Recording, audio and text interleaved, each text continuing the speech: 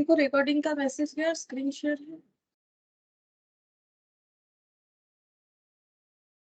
है ना?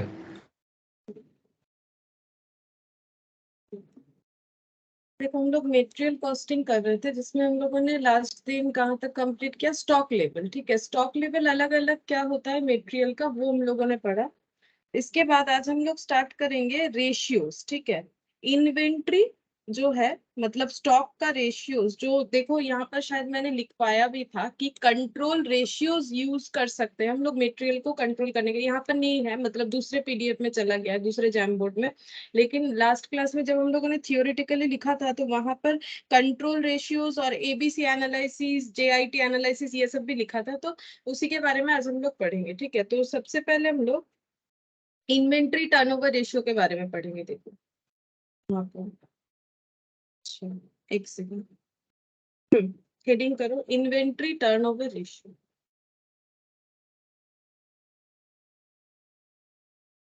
Inventory turnover ratio, ये वाला रेशियो रेशियो एनालिसिस में भी मतलब करते हैं हम लोग, जैसे 12 में भी रहता है, और जो एफएम तुम लोग पढ़ते हो ग्रुप 2 में। ठीक है, जिनका ग्रुप 2 में है, जिनका ग्रुप 1 में है, तो फाइनेंशियल मैनेजमेंट में जब रेशियो एनालिसिस हम लोग पढ़ते हैं तो वहां पर भी हम लोग इन्वेंट्री टर्नओवर रेशियो जो है ये पढ़ते हैं। ठीक है, अब इन्वेंट्री का मतलब क्या होता है ये हमें पता है। इन्वेंट्री का मतलब होता है स्टॉक, ठीक, स्टॉक होता है। अब यहाँ पर टर्नओवर का मतलब हो जाएगा, मतलब सेल। वैसे तो टर्नओवर का मतलब सेल होता है, ठीक है, तो यहाँ पर भी सेल मानो या फिर मूवमेंट मानो। ठीक है, तो यहाँ पर हम लोग दो तरह का मूवमेंट कंसीडर करेंगे। एक हो गया फिनिश्ड गुड्स, कितना हमारा बिक रहा है। ठीक है, फिनिश्ड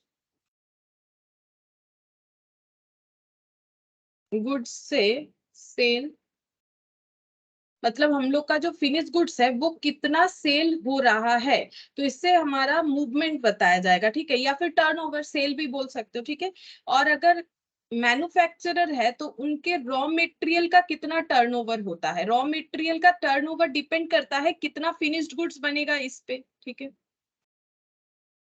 तो यहाँ पर दो तरह का मूवमेंट हम लोग कंसिडर करेंगे। एक तो हो जाएगा कि हम लोग जो रॉ मटेरियल यूज करते हैं प्रोडक्शन में, उसका हम लोग कितना बार उससे फिनिश गुड्स बनाते हैं, और जो फिनिश गुड्स बनता है वो कितने बार सेल होता है। इस चीज को समझने के लिए हम लोग इन्वेंट्री टर्नओवर रेशियोज का हेल्प ले सकते हैं। ठीक है, तो इस रेशियोज का मतलब ये हो जाता है, पॉइंट 1 में लिखेंगे इन ए ईयर। ठीक है, एक साल में how many times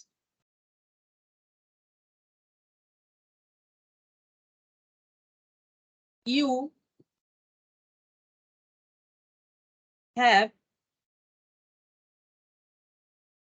converted or consumed your raw material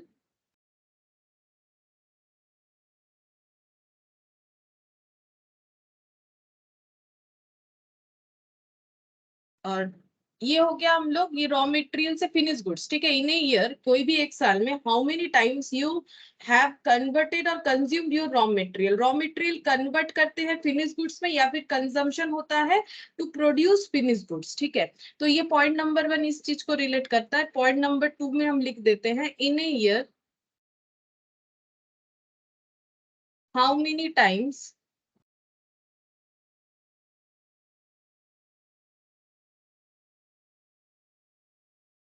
you are converted your finished goods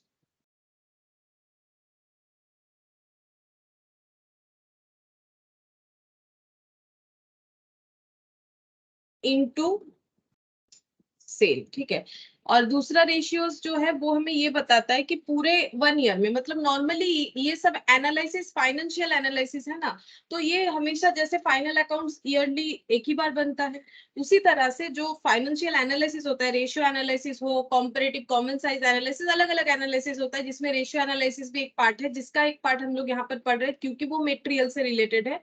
तो ये भी पूरे ईयर का ही देखा जाता है। पूरे ईयर में कितना रॉ मटेरियल कंजम्पशन हुआ। कंजम्पशन क्यों होता है, क्योंकि हम लोग फिनिश गुड्स बनाते हैं उससे, और पूरे साल में कितना फिनिश गुड्स बेच पाए, कितना हमारा फिनिश गुड्स का टर्न हुआ। ठीक है, अब स्टॉक तो दो तरह का ही हो सकता है, रॉ मटेरियल भी हमारा स्टॉक होगा, फिनिश गुड्स भी स्टॉक होगा, इसीलिए दोनों के लिए नाम एक ही है, इन्वेंट्री टर्नओवर रेशियो।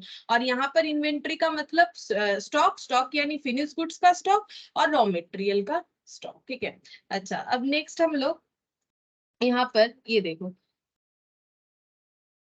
जैसे कि सपोज ये है गोडाउन, ठीक है, ये गोडाउन है,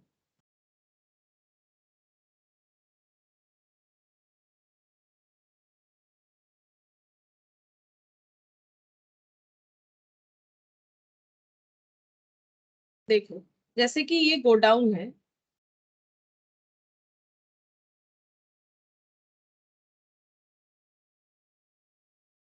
ठीक है, और यहाँ पर रॉ मटेरियल है, ठीक है, यहाँ पर रॉ मटेरियल, ठीक है, ये सब रॉ मटेरियल पड़ा हुआ है, ये सब रॉ मटेरियल।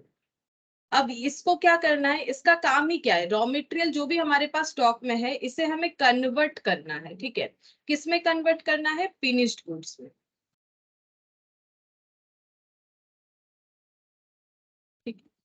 तो रॉ मटेरियल का कंजम्पशन, अच्छा ठीक है, ये कन्वर्जन जो है, ये कन्वर्जन जितना ज्यादा होगा, ये कन्वर्जन कैसा होना चाहिए, हाई होने से बेटर है कि लो होने से बेटर है, हाई भी हो सकता है लो भी हो सकता है, तो ऑब्वियसली हाई होने से बेटर है, लो होने से बेटर नहीं है। हाई होने से इसीलिए बेटर है कि हम लोग ज्यादा कंजम्पशन कर रहे हैं, क्यों कर रहे होंगे ज्यादा कंजम्पशन, फिनिश गुड्स बना रहे हैं, तो आप फिनिश गुड्स ज्यादा कब बनाएंगे, जब मार्केट डिमांड हमारे फिनिश गुड्स का ज्यादा होगा। ठीक है, मार्केट डिमांड जो है वो अगर हाई होगा, अगर मार्केट डिमांड हमारे प्रोडक्ट का अगर हाई होगा, तभी ना हाई कंजम्पशन चलेगा, हाई कन्वर्जन या हाई कंजम्पशन चलेगा रॉ मटेरियल से फिनिश गुड्स का। ठीक है, तो जब ये इन्वेंट्री टर्नओवर रेशियो जितना ज्यादा होगा उतना अच्छा है, मतलब इन्वेंट्री यानी यहाँ पर रॉ मटेरियल का बात हो रहा है, अब फिनिश गुड्स का भी कर लेंगे बात। रॉ मटेरियल का टर्नओवर जितना ज्यादा होगा उतना अच्छा है फिनिश गुड्स बनाने के लिए। क्यों अच्छा है, फिनिश गुड्स ज्यादा बनने से क्यों अच्छा है, क्योंकि फिनिश गुड्स ज्यादा कोई कौन कैसे बनाएगा, अगर उसके प्रोडक्ट का मार्केट डिमांड होगा, सेल होगा, तभी ना वो बनाएगा।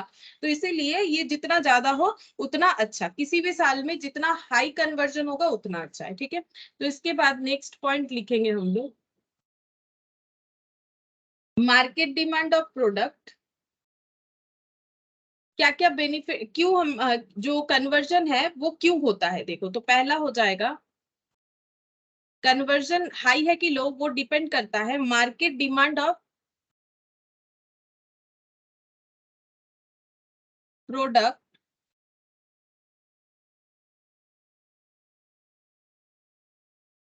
Market demand of produced product, लिख लो प्रोड्यूस्ड प्रोडक्ट, जो प्रोडक्ट प्रोड्यूस्ड हो रहा है उसका मार्केट डिमांड के ऊपर डिपेंड करता है कि कन्वर्जन हाई होगा कि लो होगा। ठीक है, नेक्स्ट हम लोग लिखेंगे stock of raw material is not necessary. ठीक है, मतलब ये क्या हो गया, stock of raw material is not necessary का मतलब है अगर हमारा कन्वर्जन फिनिश गुड्स में रॉ मटेरियल का हाई है तो हमें रॉ मटेरियल को स्टॉक में रखना नहीं पड़ता है। मतलब क्या होता है, रॉ मटेरियल आया फिर वो कन्वर्ट हो गया फिनिश गुड्स में, जैसे ही रॉ मटेरियल आ रहा है कन्वर्ट हो जा रहा है फिनिश गुड्स में, क्योंकि मार्केट डिमांड प्रोडक्ट का काफी हाई है। ठीक है, तो स्टॉक करके रखने का जो कंसेप्ट है, स्टॉक में रॉ मटेरियल रखेंगे लेकिन मतलब स्टॉक में लेके आए 2-3 महीने बाद वो फिनिश गुड्स में ट्रांसफर हुआ, ऐसा नहीं, इतना ज्यादा हाई डिमांड है कि डे टू डे जो है खत्म हो जा रहा है, तो स्टॉक में रह रहा है लेकिन सिर्फ स्टॉक होके ही नहीं रह रहा है। ठीक है, तो stock of raw material is not necessary, या फिर हम लोग बोल सकते हैं इसको अलग लैंग्वेज में कि कैरिंग कॉस्ट हमारा कम हो जाएगा। ठीक है, कैरिंग कॉस्ट कम हो जाएगा क्योंकि हमें मटेरियल को रखना नहीं पड़ता है, मटेरियल आते ही वो फिनिश गुड्स बन के खत्म हो जाता है। ठीक है, तो carrying cost will be reduced and control. ठीक है, या तो कैरिंग कॉस्ट हमारा रिड्यूस्ड हो जाएगा, ज्यादा जो है स्टॉक में नहीं रहता है मटेरियल, वो हमेशा कन्वर्जन प्रोसेस में रहता है, फिनिश गुड्स बन जाता है, तो कैरिंग कॉस्ट हमारा कम हो जाएगा, या फिर बोल सकते हैं रिड्यूस हो जाएगा एंड कंट्रोल। ठीक है, कंट्रोल में रहेगा। तो कॉस्ट को तो हमें दो ही चीज करना पड़ता है, या तो कॉस्ट को कंट्रोल में रखो अगर रिड्यूस नहीं कर पा रहे हो तो, या फिर रिड्यूस करने का कोशिश करो। तो अगर हमारा स्टॉक करने का ज्यादा जरूरत नहीं हो रहा है क्योंकि रॉ मटेरियल आते ही खत्म हो जाता है, तो हमारा कैरिंग कॉस्ट जो है इससे कम होता जाएगा या फिर कंट्रोल में रहेगा। ठीक है, नेक्स्ट हम लोग लिखेंगे higher the inventory turnover ratio.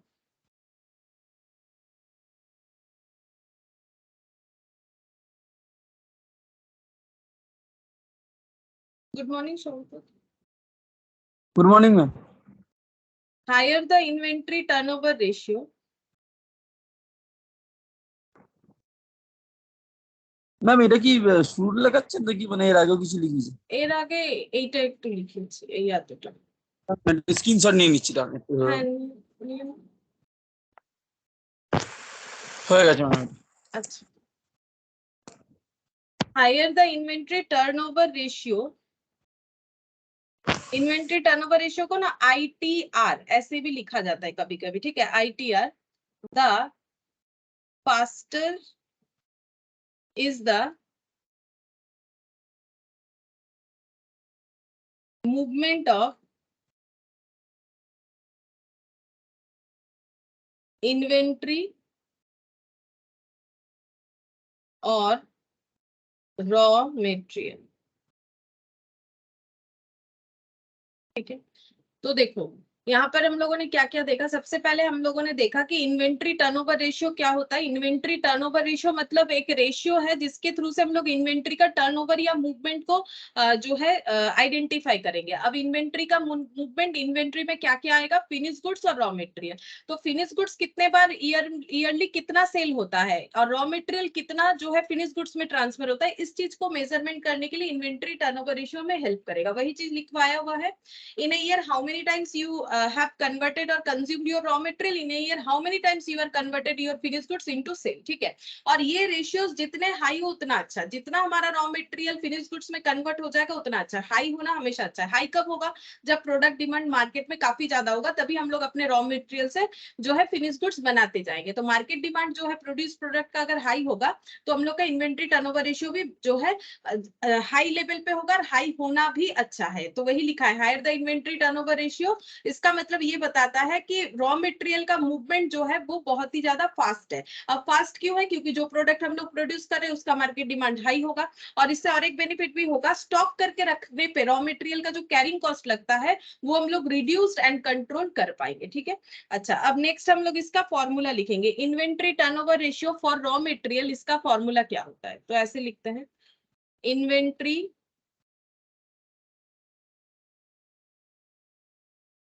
Turnover ratio raw material का। ठीक है, फिनिश गुड्स का भी होगा, तो यहाँ पर क्या हो जाएगा,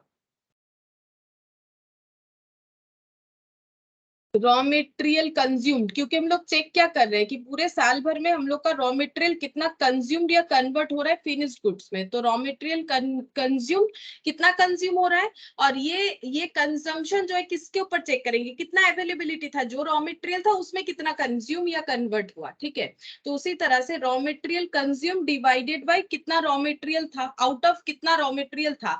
तो कितना रॉ मटेरियल था पूरे साल भर में ना, अलग अलग डेट पे या फिर एक ही दिन में दो चार बार भी मटेरियल आ सकता है। डिपेंड कर रहा है ना कि मान लो हमारे पास आज दो तरह का मटेरियल आया, या फिर आज एक ही तरह का आया, या फिर 2 दिन नेक्स्ट 2 डेज आया ही नहीं। ठीक है, तो पूरे साल भर में अलग अलग तरीके से मटेरियल हमारे पास रिसीव होते जाता है।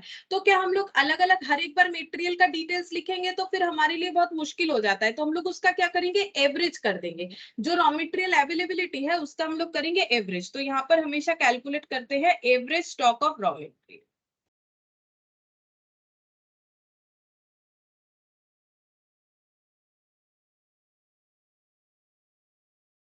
ठीक है, average stock of raw material. अब हम लोग यहाँ पर ये पता करेंगे कि रॉ मटेरियल कंज्यूम्ड का मतलब क्या होता है।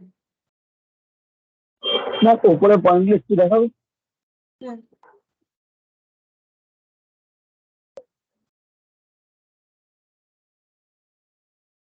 হয়ে গেছে।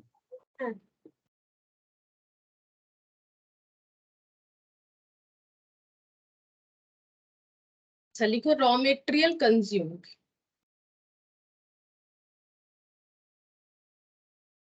Equal to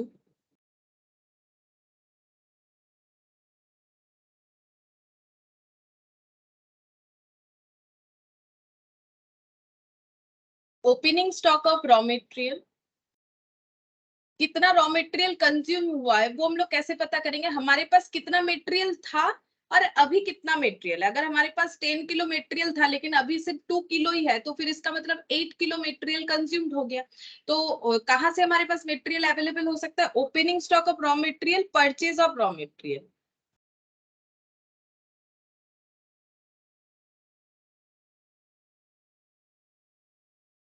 purchase of raw material plus direct expense. ठीक है, अब ये क्या है? डायरेक्ट एक्सपेंस क्या है? हम लोग जब रॉ मटेरियल खरीदने जा रहे हैं तो हमारा कोई डायरेक्ट एक्सपेंसेस हो सकता है रॉ मटेरियल को खरीदने का, जैसे कि कैरेज इनवर्ड लग गया, फ्रेट इनवर्ड लग गया, वेजेस लग गया, कुछ लोडिंग अनलोडिंग, तो वो हमारे मटेरियल के कॉस्ट में ऐड होगा।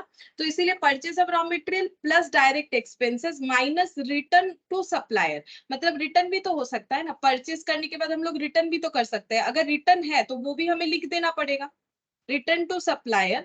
ये यहां से लेके, ये देखो, यहां से लेके यहां तक हमें क्या बताता है? Total availability of material. हमारे पास ओपनिंग स्टॉक में कितना था, हम लोगों ने कितना खरीदा, और ये कॉस्ट और डायरेक्ट एक्सपेंस कितना लगा मटेरियल को खरीदने के लिए, और हम लोगों ने अगर कुछ मटेरियल रिटर्न कर दिया है सप्लायर को, तो इससे हमें नेट अवेलेबिलिटी ऑफ मटेरियल पता चल जाएगा। फिर लेस कर देंगे closing stock of raw material, closing stock of raw material. ठीक है, तो इससे हमें हमारे पास क्या निकल के आ जाएगा? रॉ मटेरियल कंज्यूम कितना है वो निकल के आ जाएगा। ठीक है, तो ये हम लोग को पता चल गया कि रॉ मटेरियल कंज्यूम कैसे निकाला जाता है। नेक्स्ट लिखेंगे average stock of raw material. तो देखो average stock of raw material क्या होगा? Average stock of raw material, opening plus closing divided by 2। ठीक है, शुरुआत में हमारे पास कितना रॉ मटेरियल था? Opening stock of raw material plus closing stock of raw material divided by 2। ये करने से हमारे पास आ जाता है average stock of raw material. और जब हम लोग ये दोनों को डिवाइड करेंगे तो हमारे पास आ जाता है इन्वेंट्री टर्नओवर रेशियो। ठीक है, अच्छा अब ये देखो, ये वाला जो है ना, ये हम लोगों ने जो लिखा है ये हो गया हम लोग का बेसिकली, एक सेकंड, ये वाला हम लोग का इन्वेंट्री टर्नओवर रेशियो, हाँ ठीक है, ये हमारा रॉ मटेरियल का हो गया। अब हम लोग फिनिश गुड्स के लिए लिखेंगे, रॉ मटेरियल का हो गया, हम लोग फिनिश गुड्स के लिए लिखेंगे। और ये रेशियो किन के काम आएगा? ट्रेडर या मैन्युफैक्चरर का, बोल सकते हो। ये रेशियो कौन फॉलो करता होगा, ट्रेडर या manufacturer? Inventory turnover ratio for raw material ये कौन यूज करता होगा, ट्रेडर या मैन्युफैक्चरर? बोलो। मैन्युफैक्चर। हाँ मैन्युफैक्चरर, रॉ, क्योंकि प्रोडक्शन कौन करता है? मैन्युफैक्चरर, तो रॉ मटेरियल का यूज उसी का होगा, तो ये मैन्युफैक्चरर करेगा, ये मैन्युफैक्चरर यूज करेगा। ठीक है, अभी हम लोग नेक्स्ट वाला पढ़ेंगे, ये वाला inventory turnover ratio for finished goods. ठीक है, अब हम लोग पढ़ेंगे inventory turnover ratio for finished goods. Inventory turnover ratio finished goods के लिए। अच्छा, इसमें हम लोग क्या फॉलो करते हैं कि हम लोग का जो फिनिश गुड्स है वो पूरे ईयर में कितना बार सेल हो रहा है। ठीक है, तो इसके लिए हम लोग क्या, यहाँ पर नीचे देखो कितना स्टॉक रहता है उसमें कितना स्टॉक सेल होता है, तो नीचे वही आ जाएगा, average stock of finished goods.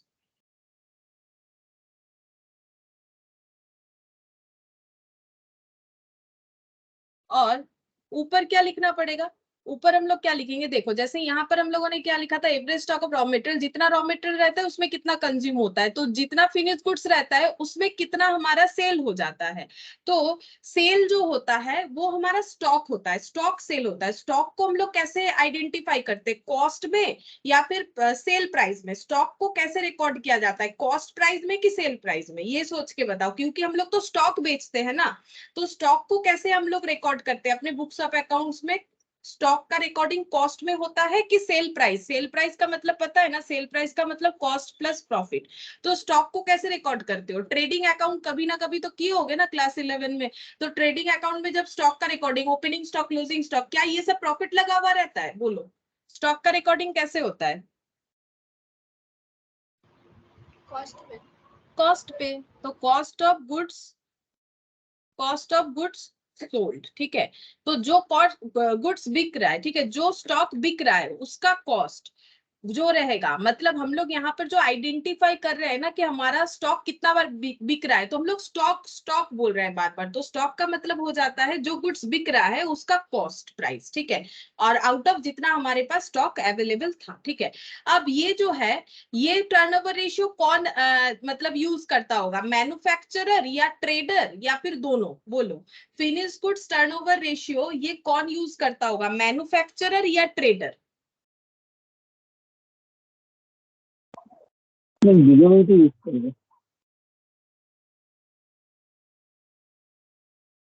Manufacturer भी करेंगे क्योंकि उनको भी सेल करना है ना, और ट्रेडर भी करेंगे क्योंकि उनको भी सेल करना है, ठीक है, दोनों ही यूज करते हैं। लेकिन रॉ मटेरियल वाला ट्रेडर कैसे यूज करेगा? क्योंकि ट्रेडर थोड़ी ना प्रोडक्शन करता है ना। तो मैन्युफैक्चरर के लिए कॉस्ट ऑफ गुड्स सोल्ड क्या होगा? देखो, मैन्युफैक्चरर के केस में cost of goods sold equal to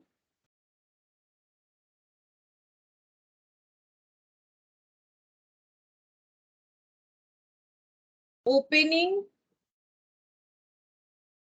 stock of finished goods. सही, इससे ना नीचे लिख देंगे, यहाँ लिखेंगे तो जगह नहीं। Opening stock of finish goods, जो फिनिश गुड्स रहेगा वो तो बेचेंगे ही, plus goods produced in current year, जो गुड्स प्रोड्यूस कर रहा है, क्योंकि ये तो मैन्युफैक्चरर है ना, तो ये अपना फिनिश गुड्स खुद ही अपने फैक्ट्री में बनाते होंगे। तो goods produced in current year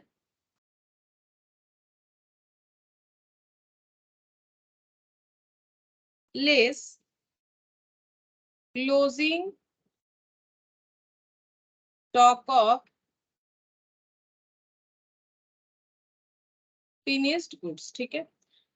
तो जितना इनके पास opening stock of finish goods है वो तो बेचेंगे ही, जो इस बार प्रोड्यूस किया वो भी बेचेंगे। मतलब यहाँ से लेके यहाँ तक जो टोटल है ये हमें बताएगा availability of goods, availability of goods for sale, finish goods for sale, less हो जाएगा क्लोजिंग स्टॉक। तो हमें पता चल जाएगा कितना हम लोगों ने जो है गुड्स बेच दिया है, उसका कॉस्ट क्या है, ठीक है, कॉस्ट ही निकलेगा क्योंकि ओपनिंग स्टॉक कॉस्ट पे रिकॉर्ड होगा। Goods produced in current year, उसका भी हम लोग कॉस्ट ही लेंगे, और क्लोजिंग स्टॉक तो कॉस्ट में ही होता है, ठीक है। अगर यही वाला ट्रेडर का केस आया, ये मैन्युफैक्चरर अगर ट्रेडर होते हैं तो उनका सीओजीएस कैसे कैलकुलेट होता है? ट्रेडर का जो कैलकुलेट होता है ना, वो तुम लोग ट्रेडिंग अकाउंट में करते हो। तो इनका भी opening stock of finish goods रहता है, opening stock of finish goods, जो तुम लोग टू ओपनिंग स्टॉक लिखते हो,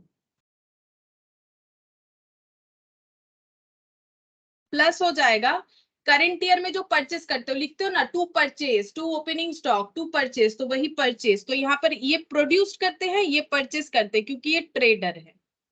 परचेज ऑफ फिनिश्ड गुड्स, अब परचेस करेंगे तो खर्चा होगा, जैसे तुम लोग ट्रेडिंग में लिखते हो ना, to carriage inward, to freight inward, to wages, ये सब क्यों लिखते हो ट्रेडिंग में? ये रॉ मटेरियल को गोडाउन तक या फिर शॉप तक लाने का खर्चा होता है, तो डायरेक्ट एक्सपेंस होगा तो वो भी ऐड होगा। यहाँ पर क्यों नहीं ऐड किया? क्योंकि जब गुड्स प्रोड्यूस्ड खुद कर रहे हैं तो वहां पर सारे एक्सपेंसेस ऐड करके ही तो बता रहे कि इस गुड्स को प्रोड्यूस करने के बाद इसका कॉस्ट इतना आया, तो उसका कॉस्ट में तो सारा खर्चा एडेड है, तो अलग से लिखने का जरूरत नहीं है, ठीक है। लेकिन यहाँ पर बना बनाया गुड्स किसी से खरीद के लेके आ रहे हैं, और उसको हमारे पास सेल करने के कंडीशन में लाने तक का जो भी खर्चा होता है वो उसमें ऐड होता है, ठीक है। तो यहाँ पर लिखेंगे डायरेक्ट एक्सपेंस, और यहाँ पर ऐड करके ही हम लोग कॉस्ट बताते हैं। डायरेक्ट एक्सपेंस हो गया। अच्छा, यहाँ पर एक रिटर्न का भी कंडीशन आ सकता है, लेस कर देंगे, रिटर्न हो जाएगा, रिटर्न टू सप्लायर, रिटर्न, सिर्फ रिटर्न लिख देते हैं, ठीक है। ये परचेज रिटर्न, या फिर ऐसे लिख लो परचेज रिटर्न, ठीक है। परचेज रिटर्न हो जाएगा, अगर हमें कुछ रिटर्न करना है तो हम लोग अपने सप्लायर को रिटर्न करते हैं, तो ये नेट हमारा परचेज हो जाएगा less closing stock of finished goods. मतलब बेसिकली अगर देखो तो ये पूरा ट्रेडिंग अकाउंट को ही मैंने लिख दिया, ठीक है, closing stock of finished goods.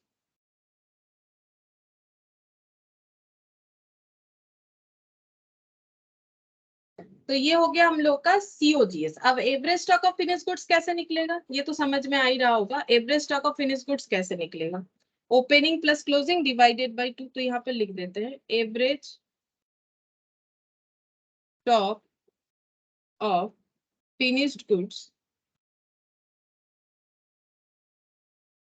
Equal to opening stock of finished goods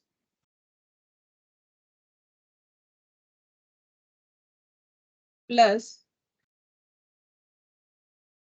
closing stock of finish goods divided by 2। ठीक है, ये हो जाएगा average stock of finish goods. तो हम लोग का ये वाला फॉर्मूला जैसे बनेगा उसके लिए जो भी डिटेल्स हमें अवेलेबल चाहिए वो हम लोगों ने कर लिए।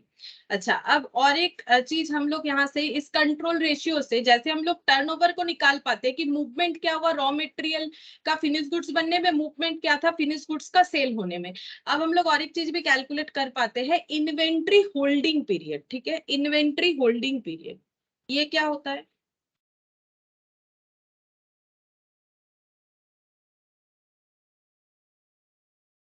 इन्वेंट्री होल्डिंग पीरियड का मतलब होता है कि हमारे पास स्टॉक कितना टाइम जो है रहता है, मतलब हमारे पास कितने टाइम रहता है। ठीक है, जैसे रॉ मटेरियल, जैसे मान लो रॉ मटेरियल का कन्वर्जन मान लो 3 मंथ्स के गैप में हो रहा है। ठीक है, ऐसा भी हो सकता है 3 मंथ्स के गैप में हो रहा है, तो 3 मंथ्स तक हमारे पास ये स्टॉक होल्ड में है। ठीक है, रॉ मटेरियल फिनिश गुड्स का भी ऐसा हो सकता है। तो इन्वेंट्री होल्डिंग पीरियड हमें ये बताता है कि हमारे पास स्टॉक कितने दिन होल्ड में रहता है। तो ये कैसे कैलकुलेट होगा, ये डेज के हिसाब से भी कैलकुलेट करने के लिए हमें दे सकता है, तो हम लोग 365 डेज लेंगे।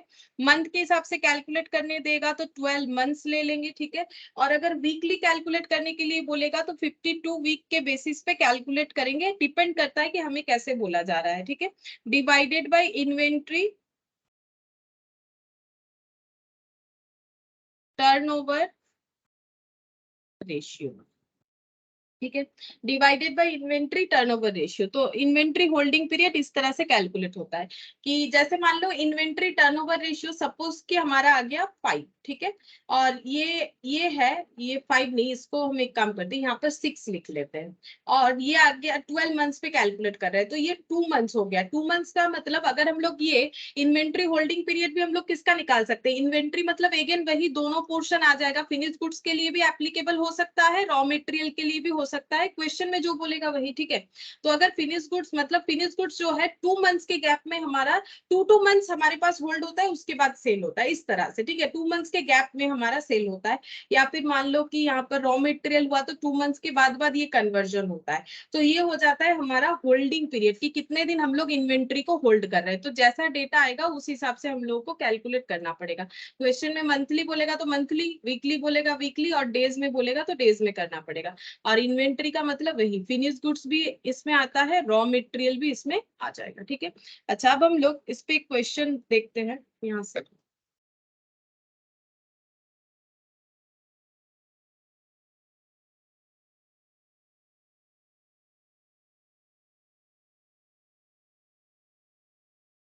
ये तो ईओ क्यू का है, ये हम लोग का हो गया था। ये भी ईओ क्यू का है, ये भी हम लोग का हो गया था। 4th 5th 6th number last class में हम लोगों ने कर लिया था, 7th भी हम लोगों ने कर लिया।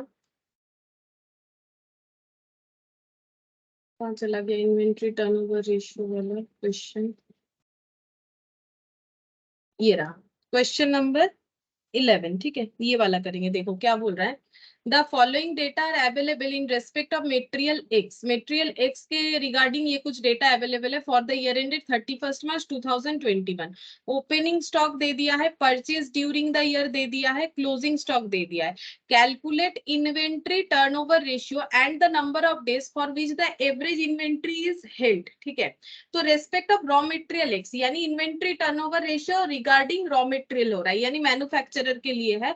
तो हम लोग को क्या कैलकुलेट करना पड़ेगा, inventory turnover ratio for raw material मतलब क्या कैलकुलेट करना पड़ेगा, consumption of raw material divided by average stock of raw material. तो हमें मिल जाएगा इन्वेंट्री, ये देखो बता दिया ना मटेरियल एक्स, इसका मतलब मटेरियल का टर्नओवर रेशियो कैलकुलेट करने के लिए बोला है। तो पॉइंट 1 पहले हम लोग कर लेते हैं। Question number 11,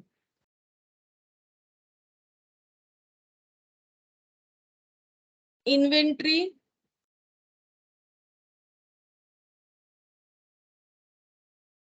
turnover ratio bracket में raw material consumed divided by average stock of raw material.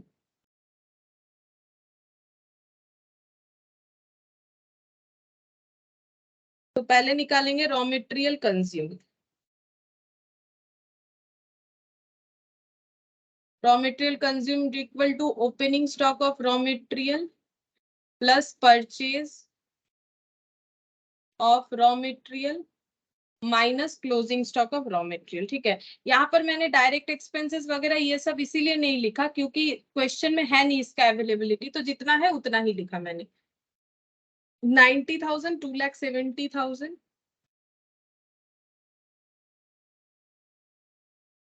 Minus 1,10,000।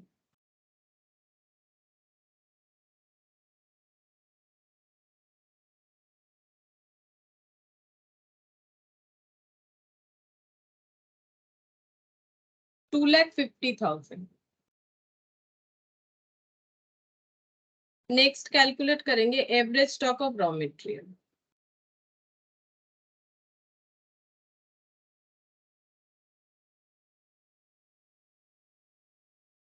Opening stock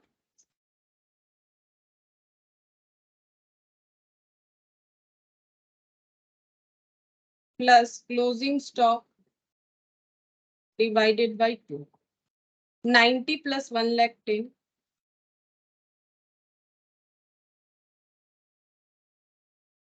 divided by 2। 2 lakh divided by 2 मतलब 1 लाख। ठीक है, ये हो गया 1 लाख। अच्छा, अब हमें ये फॉर्मूला यहाँ पर पुट कर देते हैं, तो यहाँ पर कितना आ जाएगा, 2,50,000। ये देखो ये रुपीज में है, ठीक है, और नीचे क्या है 1 लाख, ये भी रुपीज में है।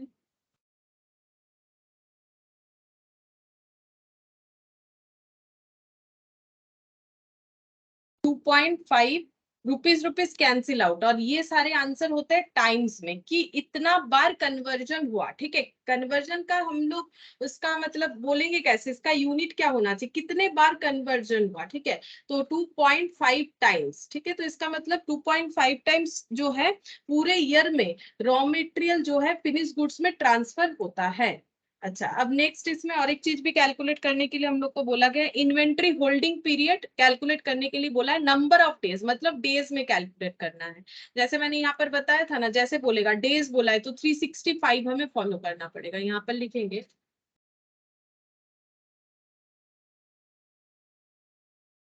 इन्वेंट्री होल्डिंग है 146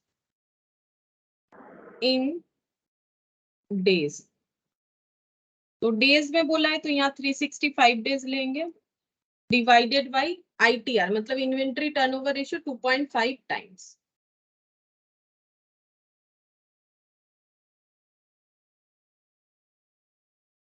$146 डेज। ठीक है, तो 146 डेज हमारे पास होल्ड रहता है रॉ मटेरियल, फिर उसके बाद वो फैक्ट्री में जाता है कन्वर्जन के लिए, फिर 146 ऐसे करके होगा। ठीक है, ऐसे करके होगा।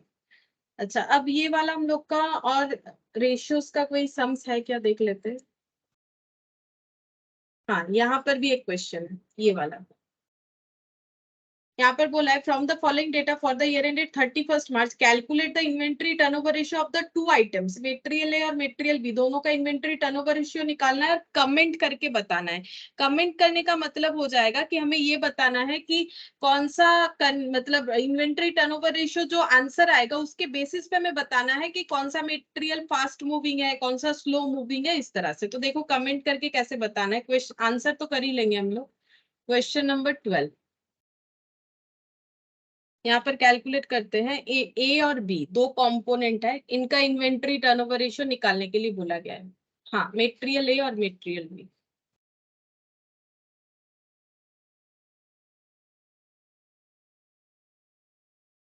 इन्वेंट्री टर्नओवर रेशियो फॉर्मूला है raw material consume divided by average stock of raw material. और रॉ मटेरियल कंज्यूम्ड का मतलब है opening stock of raw material plus purchase minus closing stock of raw material. और ये वाला हो जाएगा opening stock of raw material plus closing stock of raw material divided by 2। ठीक है, ये पूरा फॉर्मूला मैंने लिख लिया। अब हम लोग यहाँ पर डिटेल्स देख देख के लिख लेंगे। ओपनिंग स्टॉक 10,000, परचेज 52,000, तो 10,000 52,000 माइनस 6,000, फिर 10,000 प्लस 6,000 डिवाइडेड बाई 2। ठीक है, और यहाँ पर 9,000 प्लस 27,000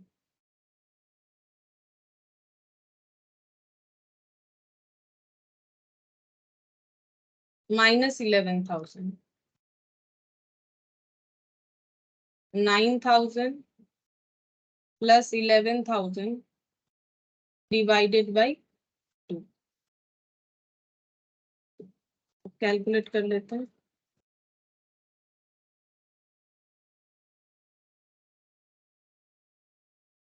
टेन और 52, 62,000 minus 6,000, 56,000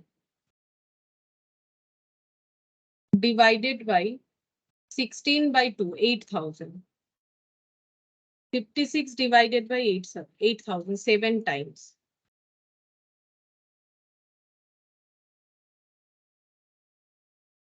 20 by 2, 10,000, 9 plus 27, 36 minus 11, 25,000 divided by 10,000, 2.5।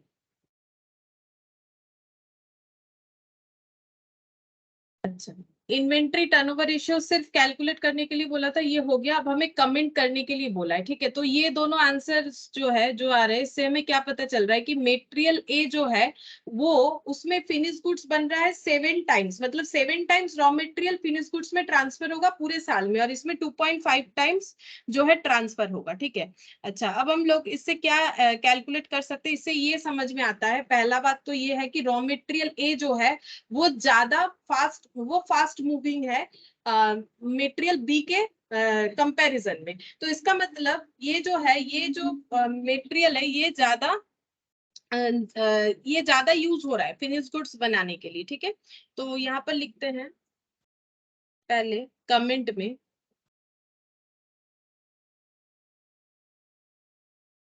Material turnover ratio indicate, material turnover ratio भी इसको बोल सकते हो, इन्वेंट्री में तो दोनों ही आ जाता है, मेटेरियल और फिनिश गुड्स। तो ये मतलब मेन नाम है इन्वेंट्री टर्नओवर रेशियो। अब इसको मेटेरियल टर्नओवर और फिनिश गुड्स टर्नओवर में हम लोग डिवाइड कर सकते हैं। तो material turnover ratio indicates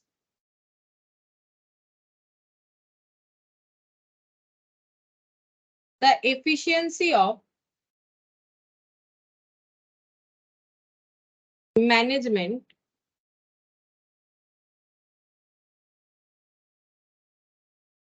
which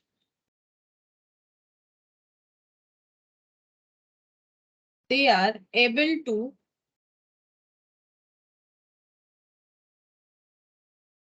utilize their inventory। तो ये एक्चुअली हमें ये बताता है जो मैनेजमेंट में है उनका क्या इफिशिएंसी लेवल है इन्वेंट्री को यानी स्टॉक ऑफ रॉ मटेरियल को मैनेज करने का। तो material turnover ratio indicates the efficiency of the management which they are in which they are able to utilise their inventory. ठीक है, फिर नेक्स्ट लिखेंगे it indicates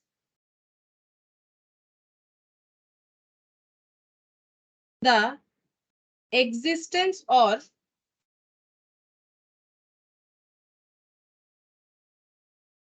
non-existence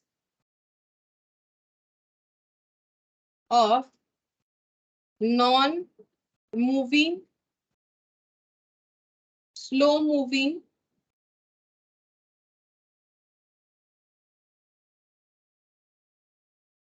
dormant item in inventory। मतलब जब भी हम लोग किसी भी रॉ मटेरियल का टर्नओवर रेशियो निकालेंगे तो हम लोग ये पता कर पाएंगे कि हमारे पास गोडाउन में कौन सा रॉ मटेरियल है, मतलब उसका कौन मतलब क्या स्लो मूविंग रॉ मटेरियल कितने सारे हैं, नॉन मूविंग रॉ मटेरियल कितने सारे हैं, डोरमेंट टाइप रॉ मटेरियल कितने सारे हैं। इसका एग्जिस्टेंस या नॉन एग्जिस्टेंस हम लोग फाइंड आउट कर सकते हैं अगर हम लोग इन्वेंट्री टर्नओवर रेशियो कैलकुलेट करते हैं तो। ठीक है, अच्छा फिर नेक्स्ट लिखेंगे if the ratio is high. अगर रेशियो हाई हो रहा है जो भी रॉ मटेरियल का, मतलब उसका मूवमेंट काफी ज्यादा है, जैसे कि यहाँ पर ए रॉ मटेरियल का मूवमेंट काफी ज्यादा है, high the efficiency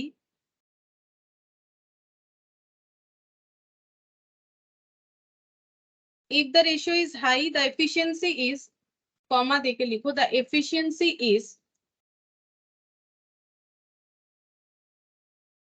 said to be high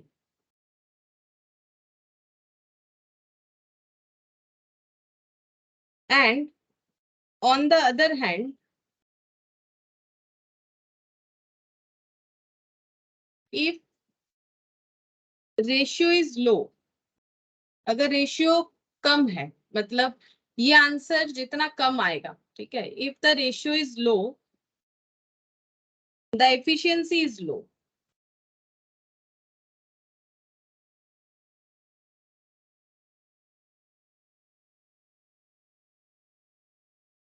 The efficiency is low on view of above. We can say that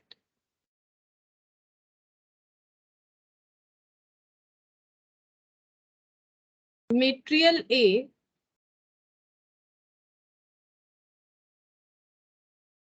is fast moving than material B, and also can say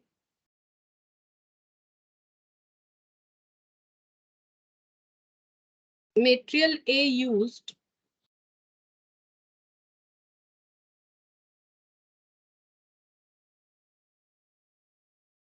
better than material B।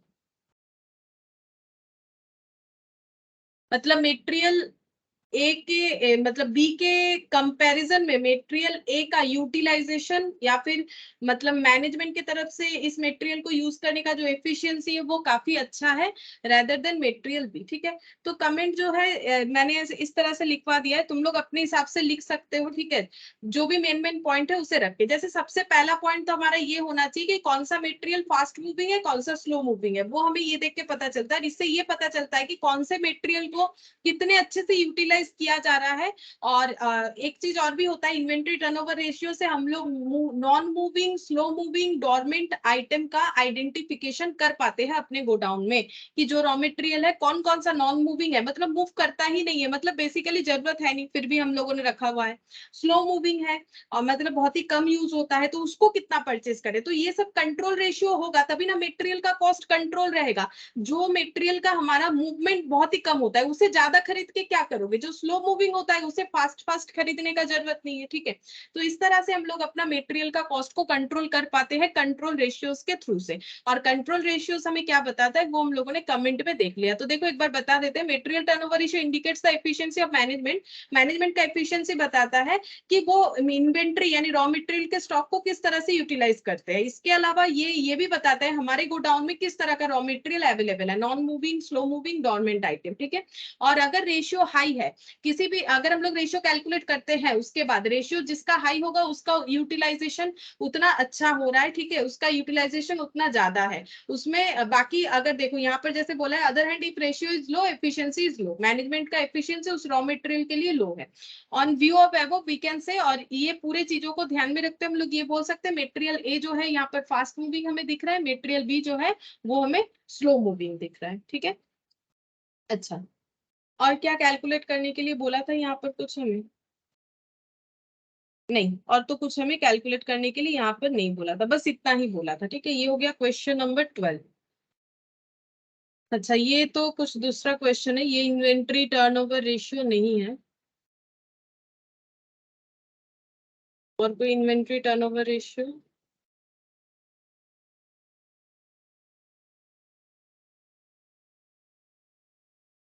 एक minute देख लेते हैं, अगर कोई है तो कर लेंगे। 15, 1 2 ये सब तो हो गया हम लोग का। क्वेश्चन नंबर 3 ये भी हो गया है।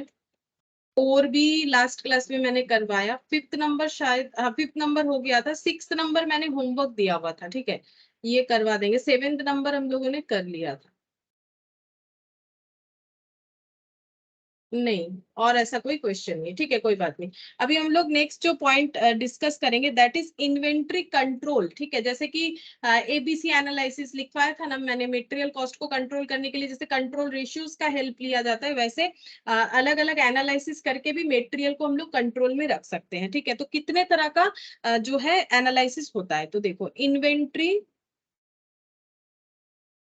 कंट्रोल, स्टॉक को हम लोग कैसे कंट्रोल कर सकते हैं। और ये जो बाइफर्केशन किया गया है ये किसके बेसिस पे किया गया है, on the basis of relative classification. Classification है, रिलेटिव क्लासिफिकेशन के बेसिस पे कितने तरह से देखो पहले क्लासिफाई किया गया है वो हम बता देते हैं। पहला है एबीसी एनालिसिस,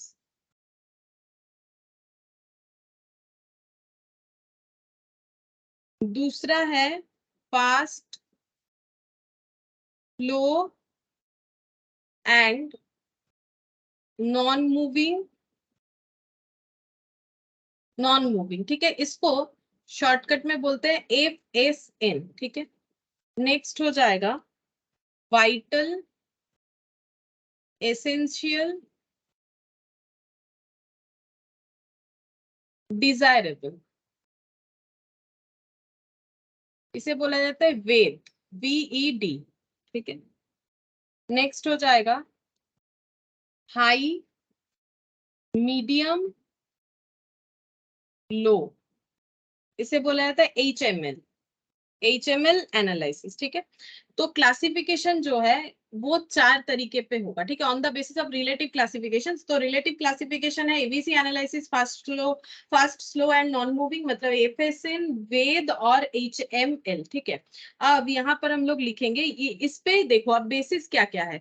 तो यहाँ पर पहले इसका लिखते हैं, on the basis of value and frequency, on the basis of value and frequency, ठीक है। ये कैसे होता है ये सारी चीज डिटेल्स में करेंगे हम लोग। On the basis of inventory turnover, on the basis of inventory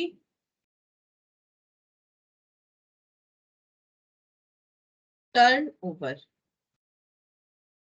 on the basis of importance of inventory, on the basis of importance of inventory, on the basis of price of item of inventory.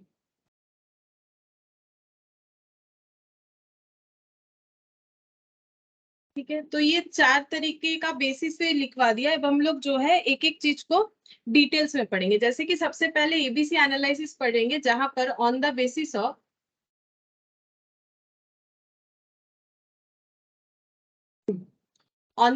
Of value and frequency. Frequency मतलब कितने quantity में ले रहे हैं, ठीक है।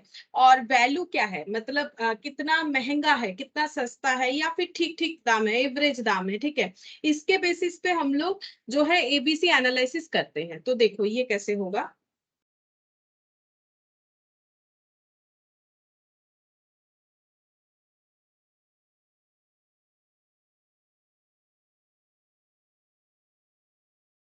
यहाँ पर जो स्टोर में जो रॉ मटेरियल रहता है, ठीक है, स्टोर, ये मान लो स्टोर है। यहाँ पर क्या है, यहाँ पर हम लोग का रॉ मटेरियल है, ठीक है। जितने भी रॉ मटेरियल है इसको हम लोग 3 कैटेगरी में डिवाइड करेंगे। ये जो रॉ मटेरियल है इसको हम लोग 3 कैटेगरी में डिवाइड करेंगे, ए बी सी, ठीक है। अब ये ए बी सी किस बेसिस पे नाम हम लोग जो है दे रहे हैं। ए का मतलब हो जाएगा, ए का मतलब हो जाता है मोस्ट इंपॉर्टेंट। जो भी रॉ मटेरियल हमारे लिए मोस्ट इंपॉर्टेंट होगा उसको हम लोग ए कैटेगरी में डाल देंगे, ठीक है।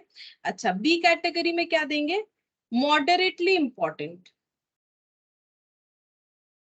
जो भी मॉडरेटली इंपॉर्टेंट होगा, मतलब बहुत ज्यादा भी नहीं बहुत कम भी नहीं, उसे हम लोग बी नाम दे देंगे। और लेस इंपॉर्टेंट, जो कम इंपॉर्टेंट होगा उसको हम लोग सी कैटेगरी में क्लासिफाई करेंगे, ठीक है। इस तरह से होगा। तो मेनली एबीसी का मतलब समझ में आ गया। ए मतलब हाईली इंपॉर्टेंट या फिर मोस्ट इंपॉर्टेंट, बी मतलब मॉडरेटली, बहुत इंपॉर्टेंट भी नहीं है, लेस इंपॉर्टेंट भी नहीं है, और सी का मतलब लेस इंपॉर्टेंट। इस तरह से हम लोग स्टोर में जो भी रॉ मटेरियल रहेगा उसको इंपॉर्टेंसी के बेसिस पे एबीसी नाम देंगे। लेकिन ये इंपॉर्टेंसी किस बेसिस पे है उसका देखो। तो पहले यहाँ पर लिखते हैं जो ए टाइप ऑफ जो है रॉ मटेरियल रहेंगे, मतलब जिसको हम लोग बोलते हैं मोस्ट इंपॉर्टेंट। अगर कोई रॉ मटेरियल हमारे लिए मोस्ट इंपॉर्टेंट है तो हम लोग उसे बोलेंगे एबीसी एनालिसिस पे टाइप ए, ठीक है।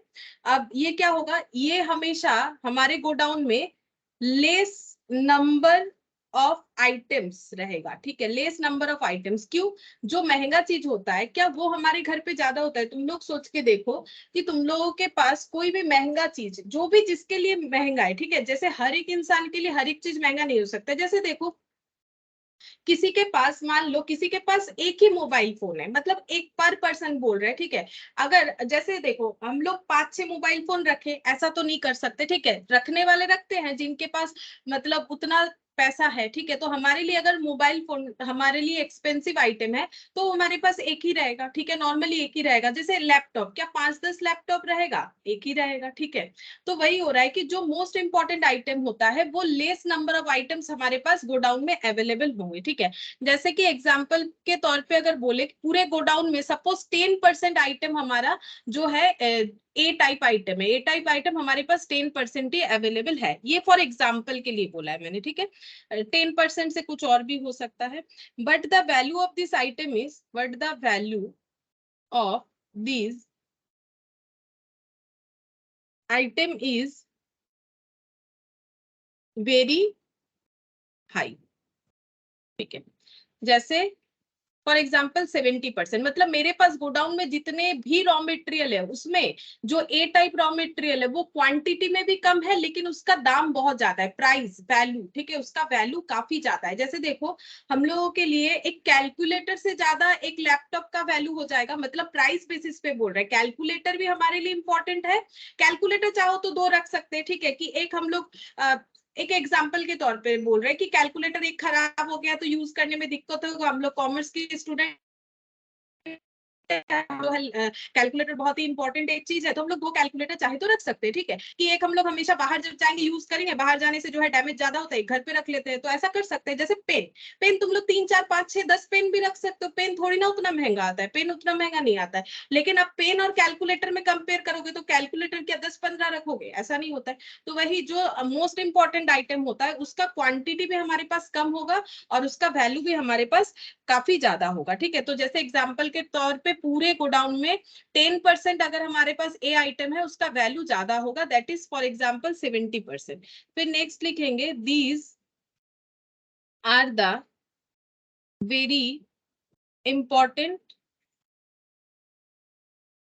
And critical item. ठीक है, ये बहुत ही इंपॉर्टेंट आइटम होता है और बहुत ही क्रिटिकल आइटम होता है, मतलब उतना आसान नहीं होता है इसे मैनेज करना, क्योंकि ऑब्वियस सा बात है कि महंगे चीज है तो हमारा मैनेज मतलब उसके लिए हमारा जो मैनेजमेंट होता है उसको मेंटेन करने का वो अलग होता है। एक पेन को हम लोग चाहे तो थोड़ा सा ऐसे मतलब इधर उधर भी रख सकते, कोई प्रॉब्लम नहीं है, ठीक है, लेकिन एक कैलकुलेटर को कहीं भी नहीं रखते हम लोग, ध्यान से रखते, क्योंकि इसको मैनेज करना काफी प्रॉब्लमेटिक है, क्योंकि ये टूट फूट जा सकता है, जो कि पेन के केस में ऐसा नहीं हो सकता है। तो चीज बोल रहा है, तो दे आर वेरी इंपॉर्टेंट, बहुत इंपॉर्टेंट चीज होता है ऑर्गेनाइजेशन के लिए, और क्रिटिकल आइटम भी होता है। ठीक है, क्रिटिकल मतलब मैनेज करना, इसे देखभाल करना उतना आसान नहीं होता है। फिर नेक्स्ट हम लोग पढ़ेंगे बी, बी आइटम जो कि हम लोग का होता है मॉडरेटली इंपॉर्टेंट।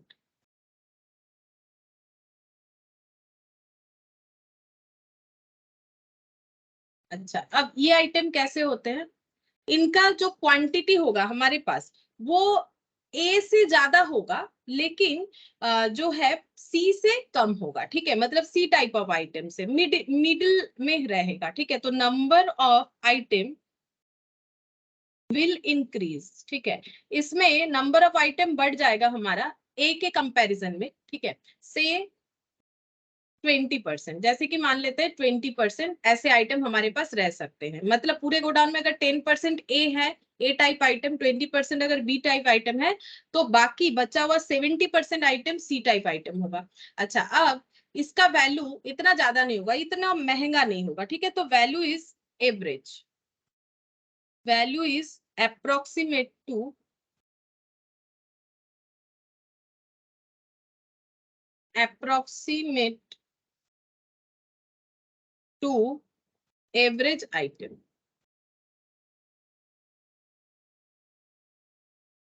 ब्रैकेट में लिख देते हैं 20%, इसका वैल्यू जो है वो भी एवरेज होता है, बहुत ज्यादा महंगा भी नहीं और एकदम चीप आइटम ऐसा भी नहीं है, ठीक ठाक। ठीक है, और सी टाइप ऑफ आइटम कैसे होगा ये लिखते हैं, सी टाइप ऑफ आइटम मतलब लेस इंपॉर्टेंट।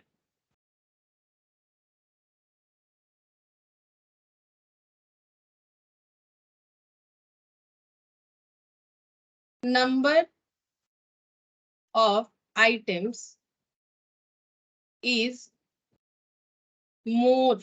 ठीक है, बहुत ज्यादा आइटम्स रहते हैं, जैसे कि से 70%। ठीक है, ये, और नेक्स्ट लिखेंगे वैल्यू इज, वैल्यू भी कम होता है, वैल्यू इज से 10% ऑफ टोटल आइटम।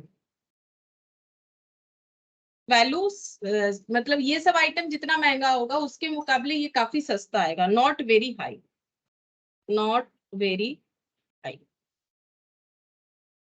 उतना ज्यादा महंगा नहीं होता है। ठीक है, not very high.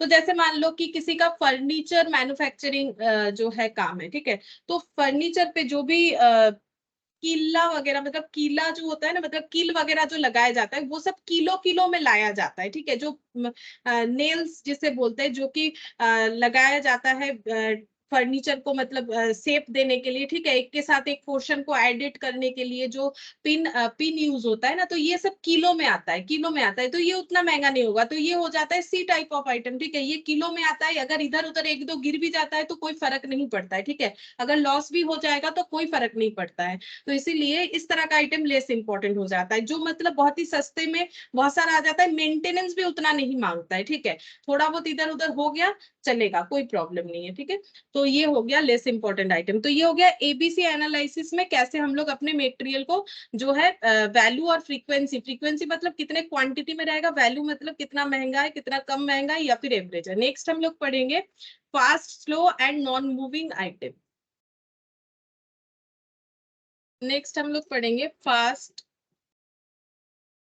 Slow and non moving items.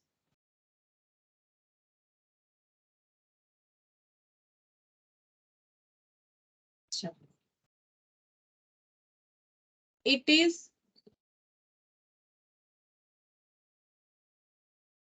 process of classifying material on the basis of movement of their on the basis of their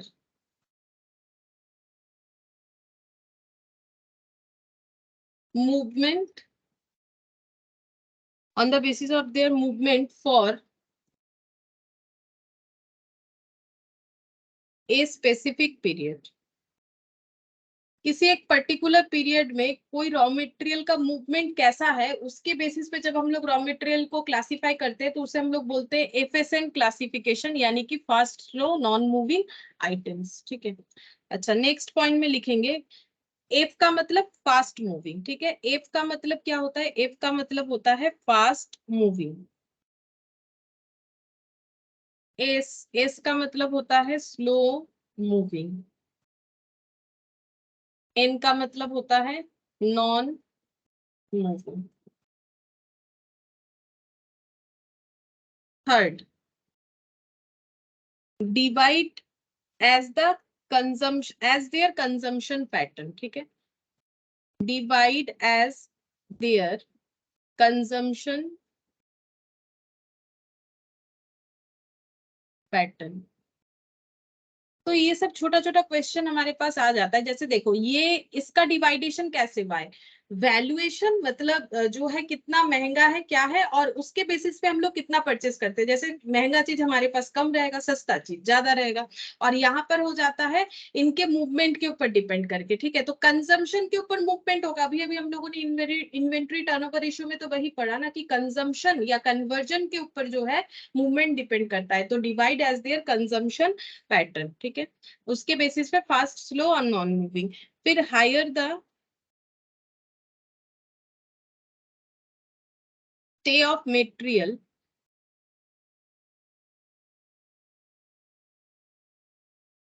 in the stock, then movement will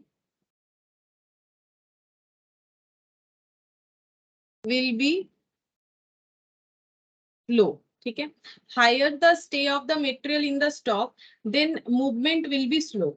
तो material अगर stock में ही मतलब godown में ही पड़ा हुआ है तो इसका मतलब इसका मूवमेंट जो है स्लो है। ठीक है, अच्छा फिर नेक्स्ट लिखेंगे this help to store keeper और परचेज डिपार्टमेंट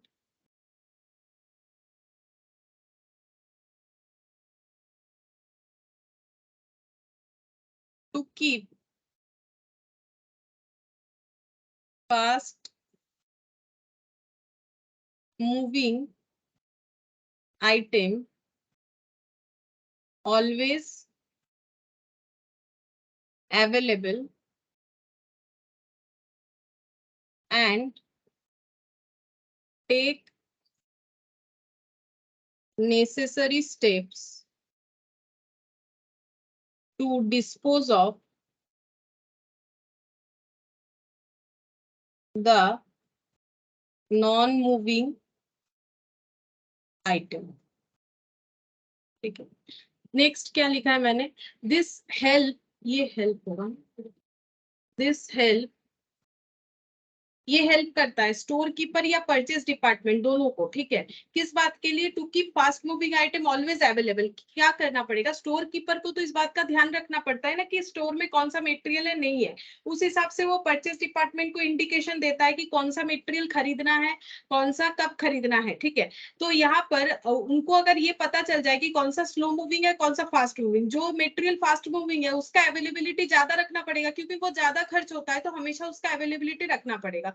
तो वही बोला है कि keep fast moving item always available and take necessary steps to dispose of the non moving. अगर कोई नॉन मूविंग आइटम है उस पे पैसा लगा के क्या होगा, हम लोग ऐसा चीज खरीद रहे हैं जिसका कोई यूटिलाइजेशन ही नहीं करते हम लोग रॉ मटेरियल का, तो फिर उसको खरीद के बेकार में क्या होगा।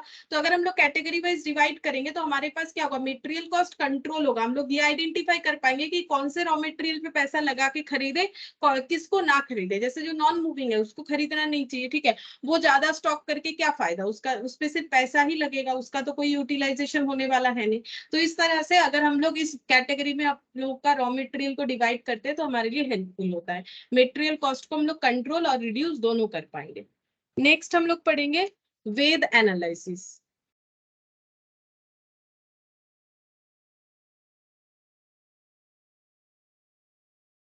वेद analysis, it is used for control of spare parts. ठीक है, अगर स्पेयर पार्ट्स का बात आता है तो स्पेयर पार्ट्स को कंट्रोल में कैसे रखें, उसके लिए हम लोग अपने स्टॉक को VED फॉर्म में क्लासिफाई कर सकते हैं, जिसको बोला जाता है वेद एनालिसिस। V का मतलब होता है वाइटल, V का मतलब होता है वाइटल, ठीक है, और ई का मतलब होता है एसेंशियल और डी का मतलब होता है डिजायरेबल। तो वाइटल आइटम्स, अगर ऐसा कोई स्पेयर पार्ट्स है जो हमारे लिए वाइटल है, वो स्टॉक आउट नहीं होना चाहिए, ठीक है। वो स्टॉक आउट होगा तो हमारा प्रोडक्शन ही बंद हो सकता है। जैसे कि यहाँ पर लिखते हैं 10 pairs stock out of which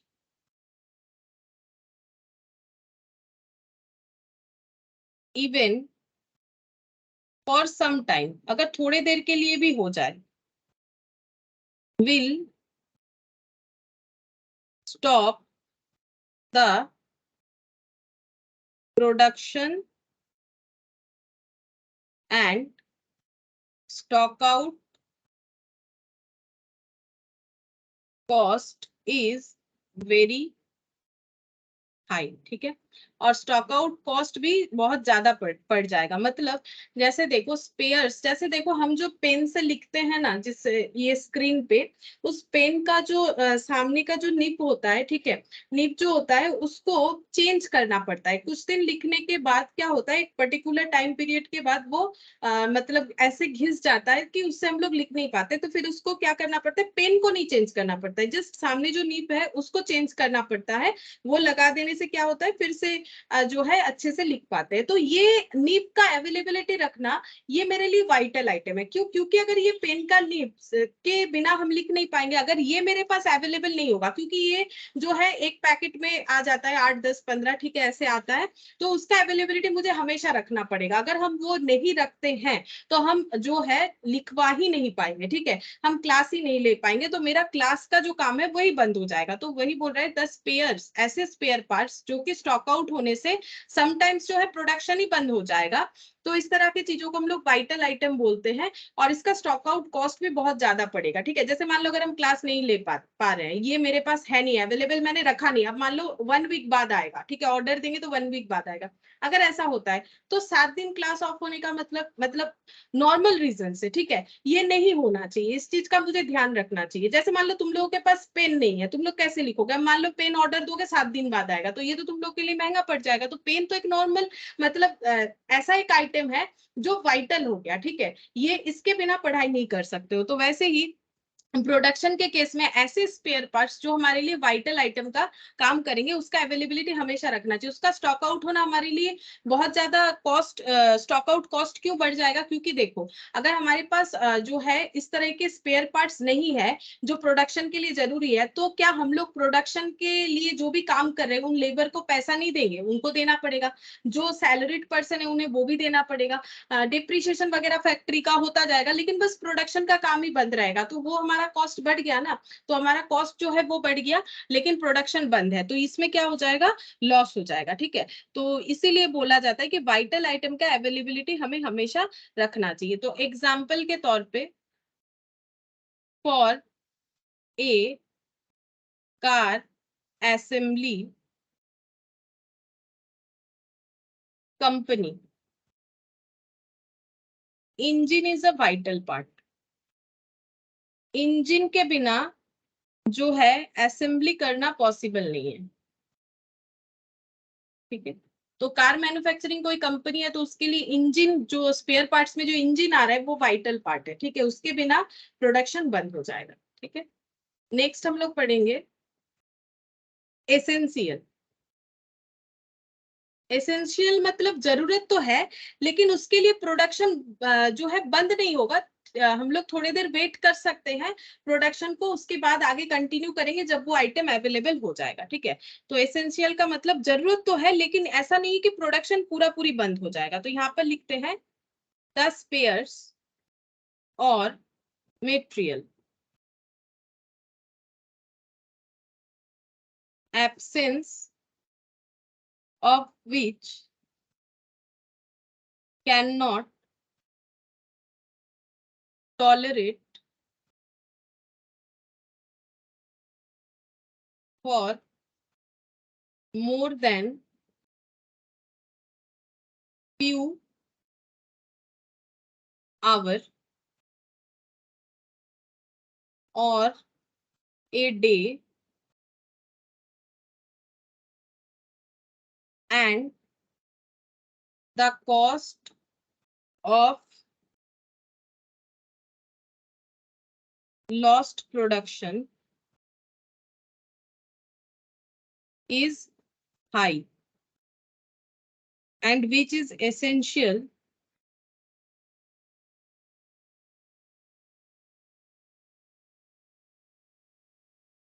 for production to continue are known as essential item, ठीक है। एसेंशियल आइटम मतलब ये भी जरूरी है, ऑब्वियसली ये भी जरूरी है। द स्पेयर्स और मेटेरियल एब्सेंस ऑफ विच, जिसके जो अगर हमें नहीं मिलता है, absence of which can not tolerate for more than few hours, मतलब कुछ घंटे के लिए हम लोग वेट कर लेंगे या फिर एक दिन के लिए हम लोग वेट कर सकते हैं। And the cost of lost production, और इस बीच में जो प्रोडक्शन लॉस्ट होगा, क्योंकि अगर हमारे पास स्टॉक आउट हो गया एसेंशियल आइटम तो हमारा प्रोडक्शन बंद होगा, तो स्टॉक कॉस्ट तो मतलब प्रोडक्शन लॉस्ट तो होगा, तो cost of lost production is high, इसमें भी प्रोडक्शन लॉस हमारा हाई हो सकता है। And which is essential for production to continue are known as essential item, ठीक है। तो हमें एसेंशियल आइटम जो है वो प्रोडक्शन को कंटिन्यू रखने के लिए हमें जरूरत है, लेकिन हाँ हम लोग थोड़ी देर के लिए वेट कर सकते हैं, कुछ घंटा या फिर कम से कम एक दिन के लिए वेट कर सकते हैं अगर ये हमारे लिए स्टॉक आउट होता है। तो एग्जाम्पल के तौर पे tyre of A car assembly company, अगर टायर नहीं है, टायर स्टॉक आउट हो गया है तो कुछ घंटे या कुछ दिन, एक दिन के लिए एटलीस्ट हम लोग वेट कर सकते हैं जब हम लोग जो है गाड़ी असेंबल करते हैं।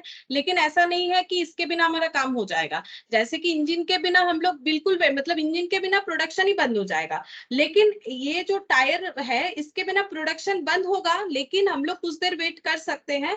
ये एसेंशियल आइटम हो गया, ठीक है। और जिसके बिना प्रोडक्शन पूरा पूरी बंद हो जाएगा वो वाइटल आइटम हो गया, ठीक है। तो ये हम लोग का एसेंशियल आइटम है। जैसे मान लो मेरा ये कैलकुलेटर वर्क नहीं कर रहा है, फॉर एग्जांपल ये नहीं कर रहा है, तो हम लोग थोड़ी देर कुछ ऐसा वैसा करके हम लोग जैसे भी ओरली हो ऐसा कुछ भी करके हम लोग जो है काम चला सकते हैं। लेकिन जैसे मान लो तुम लोग का कैलकुलेटर खराब हो गया, ऑब्वियसली कैलकुलेटर एसेंशियल आइटम है, लेकिन बिना कैलकुलेटर के तुम लोग पढ़ ही नहीं सकते, ऐसा नहीं है। कुछ दिन मतलब एक आधा घंटा मैनेज कर ही सकते हैं हम लोग ओरली कैलकुलेट करके, ठीक है, थोड़े देर के लिए। लेकिन ऐसा नहीं कि पढ़ाई बंद हो जाएगा, ऐसा नहीं होता है। लेकिन अगर मान लो तुम लोग के पास प्रॉपर पढ़ाई करने का चीज ही नहीं है, जैसे कि मान लो बुक नहीं है, अगर बुक से पढ़ते हो, ठीक है, या फिर मान लो अगर पेन का जो एग्जांपल दिया, पेन से लिखना है तुम लोग को, तो फिर लिखोगे कैसे, ठीक है।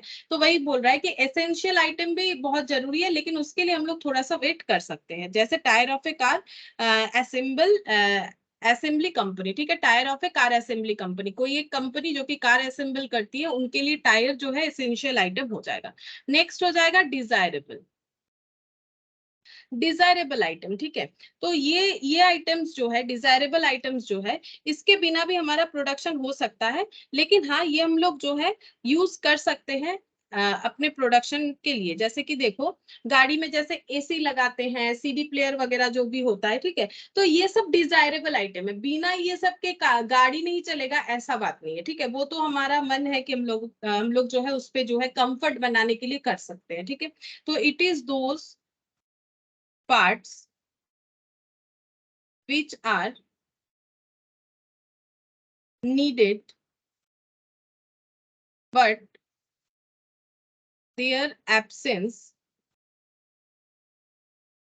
for even a week or more also will not lead to stoppage of production. Production बंद नहीं होगा। नीड है, अगर किसी का नीड है तो वो इस तरह के स्पेयर पार्ट्स को यूज कर सकता है।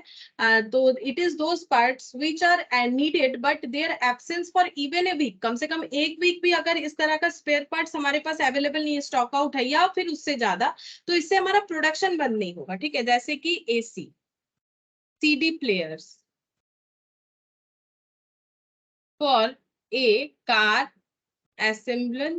assembly company,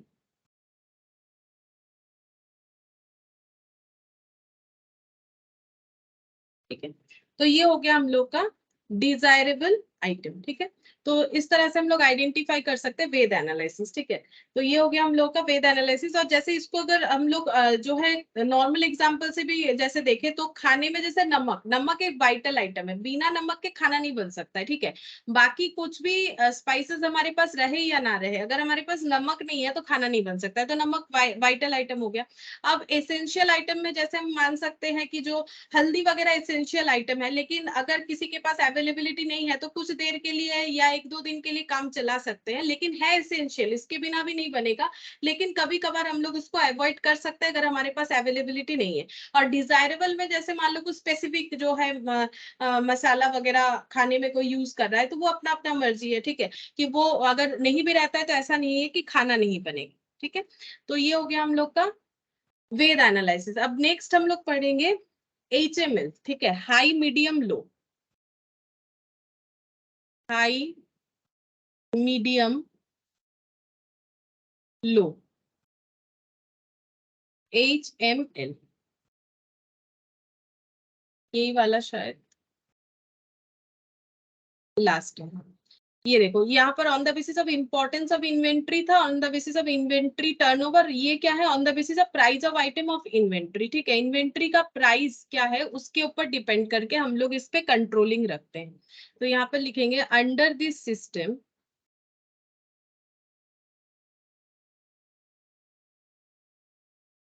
inventory is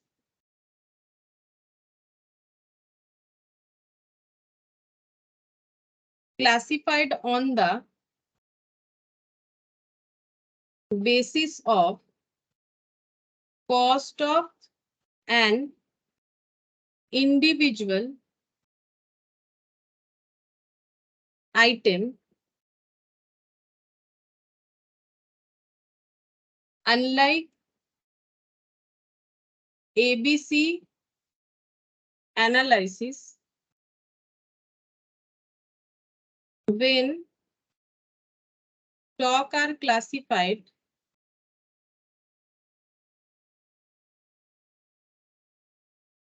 on the basis of overall value of inventory.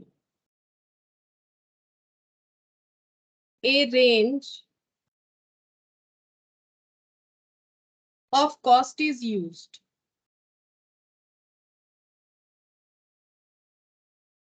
to classify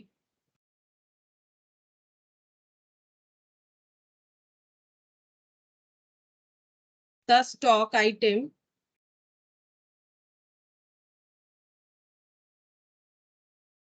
into three categories.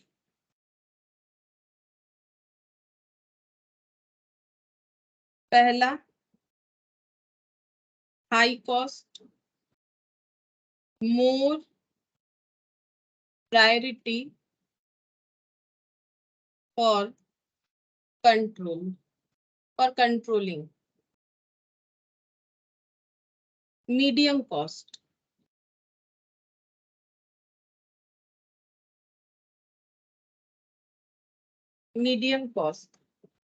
Less priority for controlling, low cost, lesser priority for controlling. ठीक है, अच्छा अब देखो समझाते क्या लिखा है।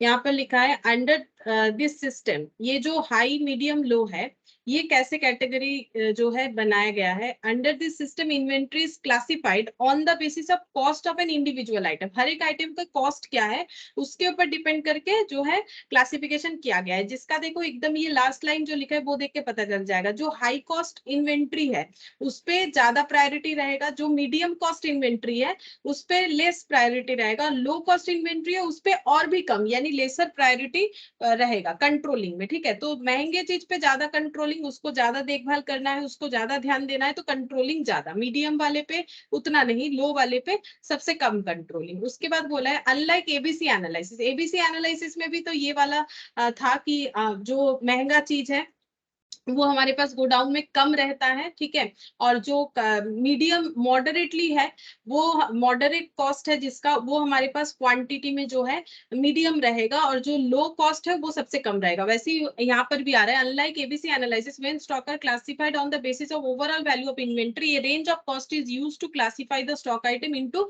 3 कैटेगरीज। तो यहाँ पर हाई, जैसे वहां पर ए बी सी 3 कैटेगरी में, यहाँ पर हाई मीडियम लो कॉस्ट ऐसे 3 कैटेगरी में डिवाइड किया गया है on the basis of overall value, ये ओवरऑल वैल्यू पे डिसाइड किया गया है। ठीक है, और यहाँ पर क्या हो रहा है, यहाँ पर जो है एबीसी एनालिसिस पे हम लोग कैसे डिसाइड कर रहे हैं, ओवरऑल नहीं देख रहे हैं हम लोग, यहाँ पर क्या कर रहे हैं, यहाँ पर जो मोस्ट इंपॉर्टेंट है वो हम लोग क्या करते हैं, वो महंगा होता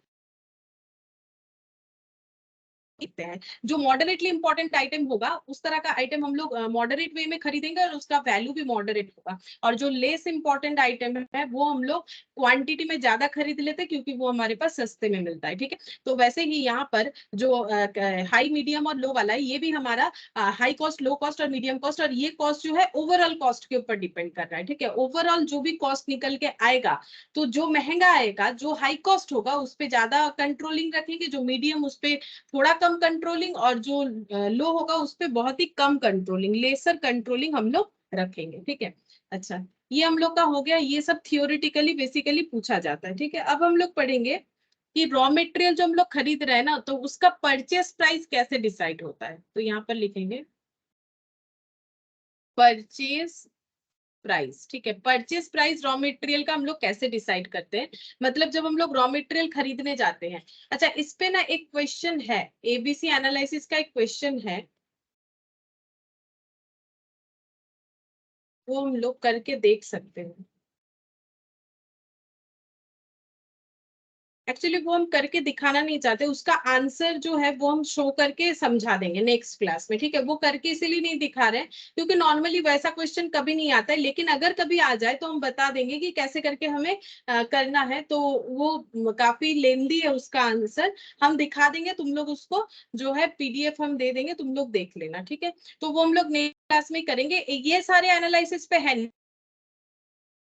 एबीसी एनालिसिस पे एक क्वेश्चन है उसको हम लोग नेक्स्ट क्लास में जरूर करेंगे। ठीक है, तो यहाँ पर नेक्स्ट पॉइंट हम लोग पढ़ते हैं परचेस प्राइस। परचेस प्राइस कैसे हम लोग डिसाइड करते हैं कि जो रॉ मटेरियल खरीद रहे हैं उसका परचेस प्राइस क्या है। तो परचेस प्राइस मतलब दो तरह का परचेस प्राइस होता है, एक होता है जो हम लोग पेड करते हैं परचेस प्राइस, और एक होता है पेड बट रिफंडेबल। ठीक है, मतलब पे तो किया है बट रिफंड हो जाएगा।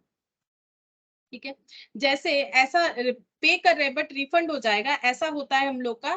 जैसे जीएसटी में अगर हमें इनपुट क्रेडिट अवेलेबल होता है, इनपुट क्रेडिट अवेलेबल अगर होता है तो हम लोगों ने पे तो किया है जीएसटी, लेकिन उसका इनपुट क्रेडिट हमें अवेलेबल हो जाएगा। और एक होता है हम लोग जो पे करते हैं जिसका कोई रिफंड नहीं होता है। ठीक है, तो जो पे क्या क्या आइटम आता है। एक तो आ जाता है परचेज प्राइस, मतलब जो प्राइस है, जो रॉ मटेरियल खरीद रहे हैं उसका तो एक प्राइस होगा कि 10 रुपया किलो, 15 रुपया किलो, जो भी होगा, तो that is the purchase price. और क्या हो सकता है, उसको लेके आने का खर्चा, जैसे मैंने बोला था ना फ्रेट, ठीक है, फ्रेट इनवर्ड, रॉ मटेरियल को अपने पास जो है अपने गोडाउन तक या फिर अपने स्टोर तक लेके आने का खर्चा, तो फ्रेट इनवर्ड। और क्या हो सकता है, अगर कोई कैरेज इनवर्ड है तो कैरेज इनवर्ड हो सकता है। और क्या हो सकता है, कार्टेज भी बोलते हैं, कार्टेज, ठीक है, अलग अलग लैंग्वेज रहता है, तो कार्टेज हो सकता है। पैकिंग, पैकिंग में प्राइमरी पैकिंग, ठीक है, पैकिंग भी दो तरह का होता है, एक होता है प्राइमरी, एक होता है सेकेंडरी। प्राइमरी और सेकेंडरी में फर्क क्या है, प्राइमरी पैकिंग मतलब जिसके बिना रॉ मटेरियल ट्रांसफरेबल नहीं होगा, जैसे मान लो कुछ लिक्विड आइटम है, कोई केमिकल टाइप आइटम है, तो उसके लिए तो कोई कंटेनर चाहिए ही होगा, बिना कंटेनर के वो एक जगह से दूसरी जगह ट्रांसफर नहीं होगा, लेकिन उसे बोलते हैं प्राइमरी पैकिंग, जो एसेंशियल है, ठीक है, मतलब जो वाइटल है बोल सकते हो, प्राइमरी पैकिंग। लेकिन जो सेकेंडरी पैकिंग क्या होता है, मतलब उसको थोड़ा सा मार्केटेबल बनाने के लिए अगर हम लोग प्रोडक्ट पे अच्छा खासा पैकिंग करते हैं, that is called secondary packing, मतलब वो जो है वो सेल करने के लिए हम लोग कर रहे हैं, मार्केटेबल करने के लिए, लेकिन वो मैंडेटरी नहीं है प्रोडक्ट को एक जगह से दूसरे जगह ले जाने के लिए, तो वो यहाँ पर ऐड नहीं होगा, वो नहीं होता है, ठीक है। परचेज, रॉ मटेरियल परचेज करने पे परचेज प्राइस में हमारा प्राइमरी पैकिंग अगर कुछ है तो वो एडेड हो जाएगा। दूसरा, अगर हम लोग इंश्योरेंस करवा रहे हैं हमारे स्टॉक का जो लेके आ रहे हैं, ठीक है, तो इंश्योरेंस का खर्चा ऐड हो जाएगा। और क्या होगा, कमीशन, अगर कमीशन दे रहे हैं, कमीशन अगर हमें पे करना पड़ रहा है, किसी एजेंट के थ्रू से ले रहे हैं तो उनको कमीशन दे रहे हैं, ब्रोकरेज दे रहे हैं, ठीक है, ब्रोकरेज अगर हम लोग पे कर रहे हैं तो ब्रोकरेज आ जाएगा। Road tax,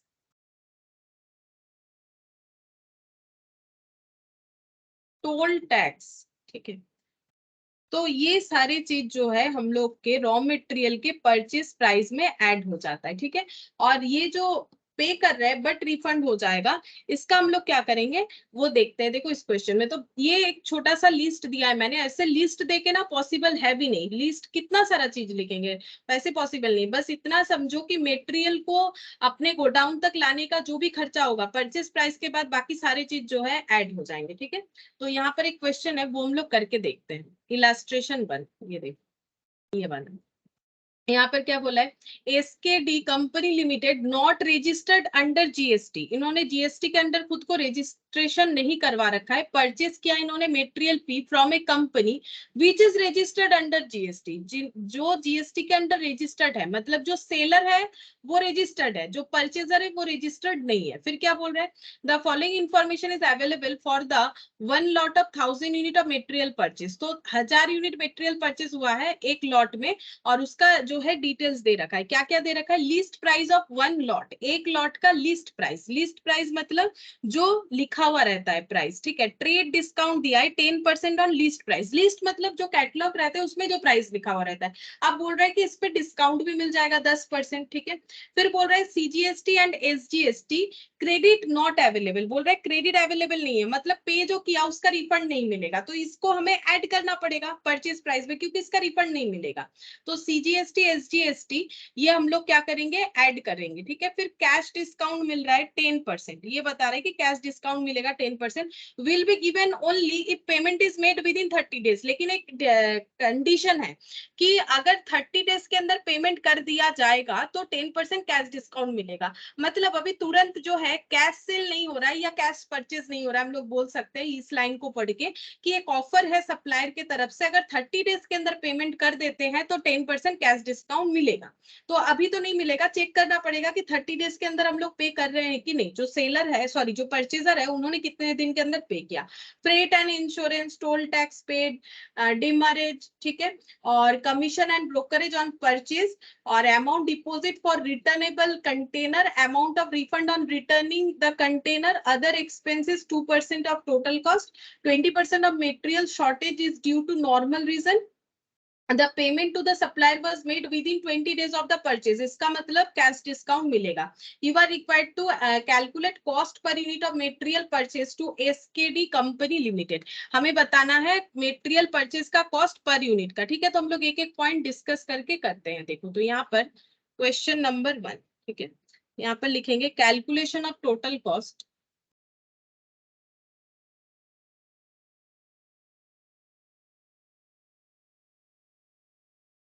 of material purchase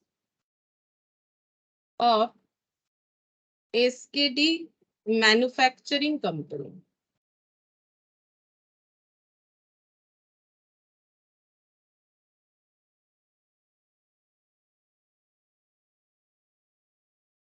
Particulars, unit, total. अच्छा, सबसे पहले तो परचेस प्राइस, कोई भी चीज खरीदेंगे हम लोग सबसे पहले परचेस प्राइस देखेंगे। तो लिस्टेड प्राइस इन्होंने बताया 1 लॉट लेने से 50,000 लगेगा। तो पहले हम लोग लिखेंगे लिस्टेड प्राइस ऑफ मटेरियल, और 1 लॉट मतलब 1000 यूनिट। ये देखो 1 लॉट का मतलब होता है 1000 यूनिट। इन्होंने 1000 यूनिट 1 लॉट खरीदा है, यानी 1000 यूनिट 50,000। अब ये तो लिस्टेड प्राइस है, कैटलॉग प्राइस। अब इसमें ट्रेड डिस्काउंट मिलेगा, तो लेस कर देते हैं trade discount. Trade discount 10% on listed price, ठीक है। तो इससे हमारा क्वांटिटी में कोई फर्क नहीं पड़ेगा, हाँ पेमेंट में जरूर फर्क पड़ेगा। 5,000 का डिस्काउंट मिल गया, तो ये हो गया परचेस प्राइस। कितना निकल के आया, ये परचेस प्राइस है, ठीक है। अगर लिस्टेड प्राइस पे कोई डिस्काउंट दिया हुआ है, ट्रेड डिस्काउंट जिसे बोलते हैं, तो ये सभी के लिए अवेलेबल होता है। मतलब ये प्रोडक्ट जो भी खरीदने जाएगा सभी को ये डिस्काउंट मिलेगा, इसे ट्रेड डिस्काउंट बोलते हैं। लेकिन कैश डिस्काउंट सिर्फ उन्हीं को मिलेगा जो 30 डेज के अंदर पे करेंगे, जिसका ट्रीटमेंट तुम लोग दिखाते हो डिस्काउंट बोल के, डिस्काउंट अलाउड, डिस्काउंट रिसीव। ये अकाउंट में नहीं दिखाया जाता, क्योंकि ये परचेज, ये एंट्री होगा, कोई जर्नल एंट्री करेगा ना अकाउंट्स में। जैसे कि एसकेडी मैन्युफैक्चरिंग कंपनी जब परचेज प्राइस का जर्नल एंट्री करेगा तो सीधा इसी पे करेगा, ठीक है, 45,000। ये डिस्काउंट का एंट्री कभी नहीं होता है, क्योंकि ट्रेड डिस्काउंट सभी के लिए अवेलेबल होता है। जो भी ये खरीदने जाएंगे ये 10% इस प्रोडक्ट पे डिस्काउंट दे रहे हैं, इस तरह के मेटेरियल पे। अब इनको जीएसटी जो है रिफंडेबल नहीं है, तो अगर क्रेडिट अवेलेबल होता तो ये हमें ऐड नहीं करना पड़ता, क्योंकि क्रेडिट अवेलेबल नहीं है तो हमें ऐड करना पड़ेगा, ठीक है। क्रेडिट अवेलेबल नहीं है तो सीजीएसटी और एसजीएसटी 6% होगा दोनों। तो 6% सीजीएसटी किस पे लगेगा, 45, हमेशा लिस्टेड प्राइस पे लगता है। और 6% एसजीएसटी, ये भी लगेगा 45,000 पे 6%। दोनों अलग अलग हमें दिखाना चाहिए।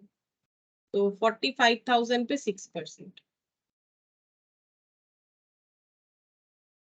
27,000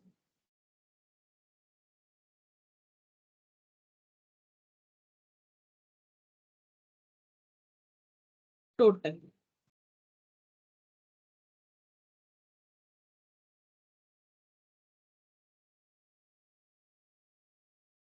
99,000,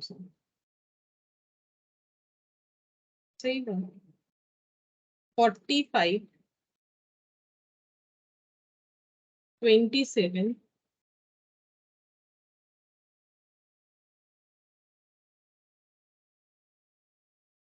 और 27 नहीं होगा ना, ये गलत हो गया, 2700 होगा। चेक कर लेते हैं एक बार। 45,000 इंटू 6%, हाँ 2700 प्लस 45, 50,400, ठीक है। ये 1000 यूनिट का 50,400 प्राइस आया। अब नेक्स्ट क्या ऐड होगा, इसके बाद कैश डिस्काउंट तो जब पे होगा तब देखेंगे। वैसे इनको मिलेगा क्योंकि इन्होंने 20 डेज के अंदर पे कर दिया, लेकिन कैश डिस्काउंट तो जब पे करने जाएंगे परचेस प्राइस के ऊपर मिलेगा हमें। लेकिन उसके पहले तो हमें बाकी खर्चा जो हम लोगों ने किया इस रॉ मटेरियल को हमारे गोडाउन तक लाने के लिए, तो वो सब ऐड होगा। फ्रेट, इंश्योरेंस, टोल टैक्स, पहले ये ऐड कर लेते हैं। Freight and insurance, toll tax,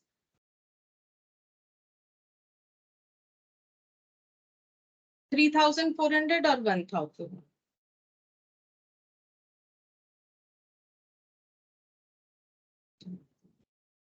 इसके बाद कमीशन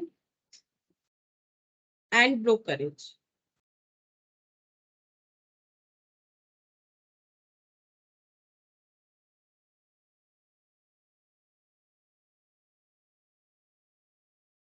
2000, ठीक है।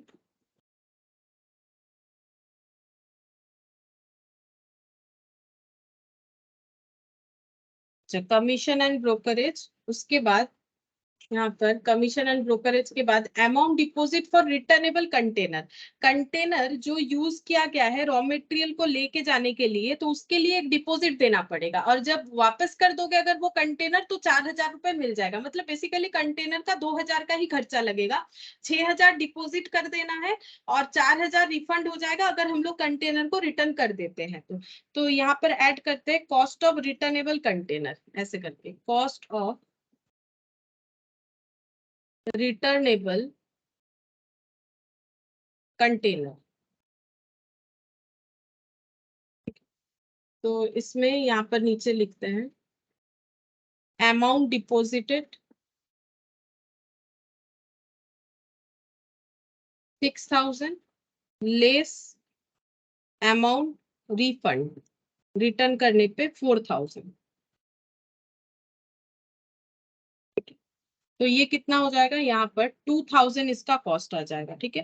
तो यहाँ पर टोटल करते हैं, तो ये हो गया 50,400 प्लस 3,004, 2 और 1 3 6,400, 56,800 प्लस 2000, 58,800। कितने यूनिट का हो गया, 1000। Total cost except other expenses, other expenses के अलावा ये टोटल कॉस्ट, और अदर एक्सपेंसेस बोला है 2% ऑफ टोटल कॉस्ट। तो पहले टोटल कॉस्ट निकाल लिया हम लोगों ने, ऐड करेंगे अदर एक्सपेंसेस। अच्छा, अदर एक्सपेंसेस जो है वो अगर 2% ऑफ टोटल कॉस्ट है, ये कितना है 2% है, टोटल कॉस्ट का 2%, ठीक है। तो इसका मतलब ये टोटल कॉस्ट कितना होगा, टोटल कॉस्ट का मतलब होता है सारे खर्चे को ऐड करके, लेकिन ये टोटल कॉस्ट है except other expenses.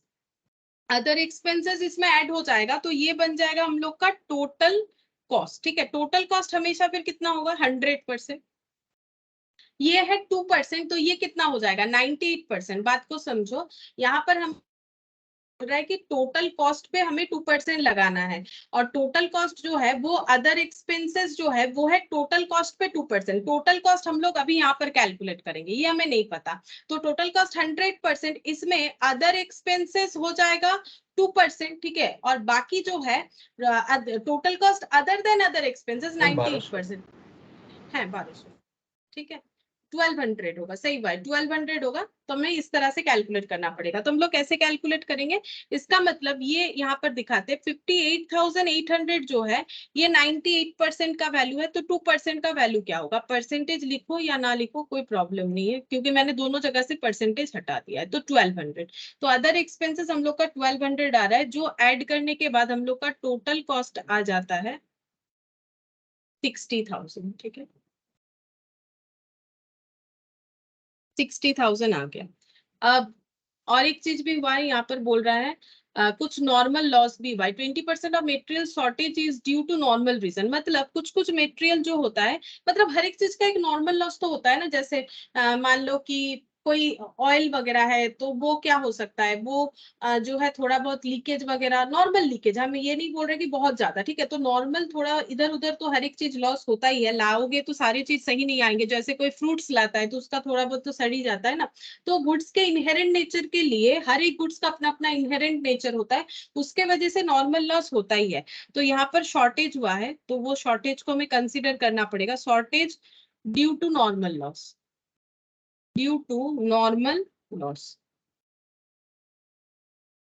Normal loss के वजह से जो शॉर्टेज हुआ है वो क्वांटिटी में हुआ होगा, ठीक है। कितना, 20%, 20% मेटेरियल कम हो गया, तो वो तो क्वांटिटी में होगा, रुपीज में थोड़ी ना होगा। मैंने 1000 यूनिट जो है रॉ मेटेरियल लाने का सोचा, जिसके लिए मेरा 60,000 खर्चा हुआ, बट जब हम उसको लेके मेरे गोडाउन तक पहुंचे तब मैंने देखा 1000 से थोड़ा सा कम हो गया। क्यों कम हो गया, क्योंकि हर एक चीज का इनहेरेंट नेचर होता है, उसकी वजह से वो लॉस हो सकता है। तो इसका मतलब ये देखो, 1000 का 20% यानी 200, तो 800 यूनिट हमारे पास आके पहुंचा, ठीक है।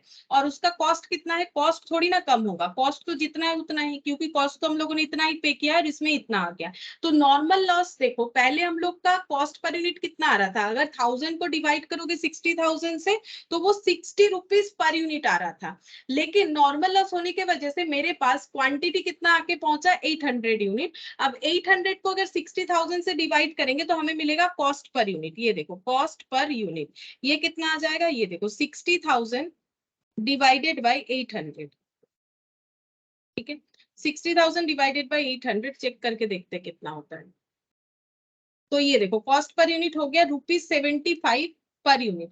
तो ये हम लोग प्राइस जो है बढ़ गया ना, प्राइस बढ़ गया, पहले 60 हो रहा था 75। क्या हम लोग मार्केट में हम लोग इससे इस रॉ मटेरियल को यूज करके जो प्रोडक्ट बनाएंगे उसको बेच पाएंगे? 75 हमारा कॉस्ट हो गया, ऑब्वियसली बेच पाएंगे, क्योंकि नॉर्मल लॉस जो है वो सभी के लिए एप्लीकेबल होता है, एबनॉर्मल लॉस किसी किसी के लिए एप्लीकेबल होगा, है ना। सभी के गोडाउन में चोरी हो गया, सभी के साथ एक्सीडेंट केस हो गया, ऐसा एबनॉर्मल रीजन होता है। बट नॉर्मली जो लॉस होता है वो सभी का होगा, मतलब सभी का ऐसा होगा कि मटेरियल लाने पे कुछ ना कुछ लॉस होगा, जितना खरीदा उतना आके नहीं पहुंचेगा, तो कॉस्ट ऑटोमेटिकली रेज करेगा, सभी के लिए रेज करेगा। तो अगर हम लोग का कॉस्ट 75 हो जाता है तो इसमें कोई प्रॉब्लम नहीं होगा। ठीक है, तो इसमें कोई प्रॉब्लम नहीं होगा। तो ये हम लोग का कॉस्ट पर यूनिट कैलकुलेट होके आ जाता है। You are required to calculate cost per unit of material purchase. तो यही हमें कैलकुलेट करने के लिए बोला था। और बोल रहे जब पेमेंट करेंगे तो हमें डिस्काउंट मिलेगा। ठीक है, हमें तो अभी परचेस प्राइस कैलकुलेट करना है। हम लोग को बोला है पेमेंट जो है वो अगर 20 डेज के अंदर पे कर देंगे तो उस पर हमें डिस्काउंट मिल जाएगा जब हम लोग पेमेंट करेंगे 20 डेज बाद। बट अभी खरीद तो लिया हम लोगों ने, पेमेंट तो 20 डेज बाद करेंगे, तब डिस्काउंट कितना होगा वो जो है हम लोग 10% कैलकुलेट करके बोल सकते हैं। मतलब 60,000 में भी हमें 10% कम देना पड़ेगा। ठीक है, 60,000 में हमें 10% कम देना पड़ेगा। तो ये हो जाएगा हम लोग को पेमेंट जो है 54,000 करना पड़ेगा, लेकिन कॉस्ट पर यूनिट हम लोग यही कंसीडर करेंगे कि हमारा कॉस्ट पर यूनिट इतना हुआ। अब जब पे करने जाएंगे हमारे से कम लिया जाएगा, वो बात अलग है, लेकिन हमें जो कॉस्ट पर यूनिट कैलकुलेट करने बोला है वो हम लोग का इतना ही कैलकुलेट होगा। ठीक है, ऐसा सेम टाइप ऑफ एक क्वेश्चन इलास्ट्रेशन 2 में तुम लोग को मिल जाएगा। इलास्ट्रेशन 2 ये वाला। ठीक है, ये वाला जो है करवा देते हैं, आसान है ये वाला, यहाँ पर करवा देते हैं। छोटा सा क्वेश्चन है, देखो क्या बोला है। An invoice in respect of a consignment of chemical A and B provides the following information। ठीक है, इनवॉइस रेस किया गया है, कंसाइनमेंट में केमिकल ए भी भेजा जाता है। केमिकल ए 10,000 kg 10 पर केजी करके 1 लाख, केमिकल बी का जो प्राइस है वो है 13 पर केजी 8,000 kg भेजा गया है। बेसिक कस्टम ड्यूटी लगता है 10%, क्रेडिट अलाउड नहीं है तो कस्टम ड्यूटी भी ऐड हो जाएगा, टैक्स है। तो ये कितना ऐड होगा, ये तो टोटल में बताया, लेकिन हमें दो प्रोडक्ट का अलग अलग कैलकुलेट करना पड़ेगा। ठीक है, तो हम लोग यहाँ पर चेक करेंगे कि कैसे करके हम लोग इसे कैलकुलेट कर सकते हैं। फिर बोल रहा है रेलवे फ्रेट, ये भी टोटल में दिया है, हमें दोनों प्रोडक्ट पे अलग अलग लगाना पड़ेगा। फिर shortage of 500 in chemical A and 320 in chemical B is notice due to normal breakage. तो ये हम लोग देख लेंगे कि 500 और 320 का जो नॉर्मल लॉस है वो दोनों का अलग अलग दे दिया, माइनस कर देंगे। बोल रहा है you are required to compute rate per KG of each chemical assuming a provision of 2% for further deterioration. ठीक है, इन्होंने 2% का जो है प्रोविजंस भी किया है, फर्दर डिटोरिएशन होगा ऐसा सोच के, जैसे हम लोग प्रोविजन फॉर डेटर करते हैं ना कि हमें फ्यूचर में पैसा नहीं मिलेगा उसके लिए, तो वो बात अलग हो गया। अभी हमें कैलकुलेट करना क्या है, कैलकुलेट करना है rate per KG of chemical. ठीक है, rate per KG of chemical हमें कैलकुलेट करके देना है। तो हम लोग देखो कैसे कैलकुलेट करेंगे। यहाँ पर illustration 2, chemical A chemical B, purchase price, purchase price हमें गिवन है 1 लाख और 1,04,000।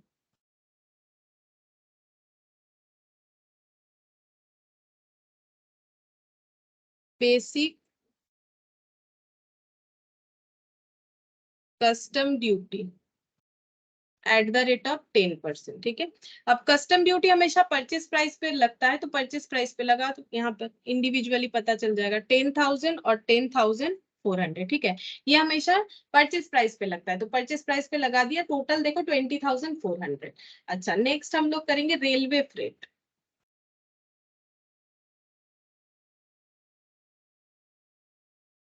रेलवे फ्रेट जो है ये हम लोग कैसे कैलकुलेट करेंगे, तो हमें टोटल में दे दिया है 3840, ठीक है।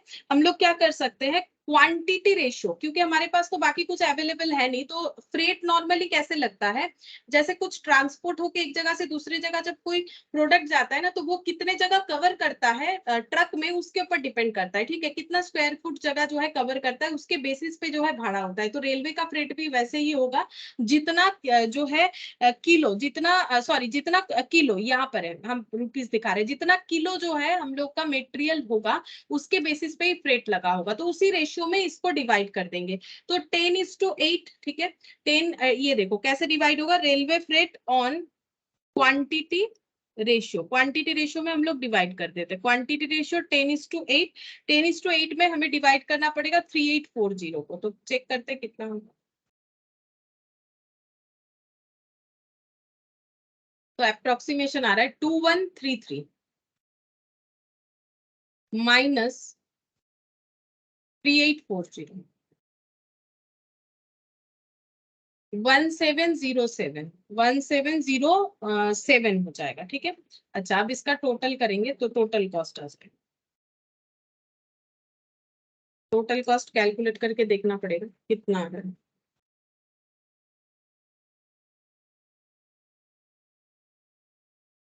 1,00,000 प्लस 10,000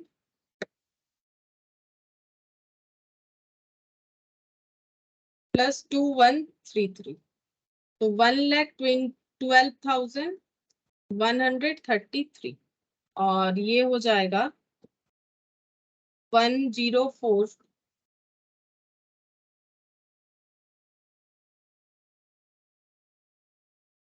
11617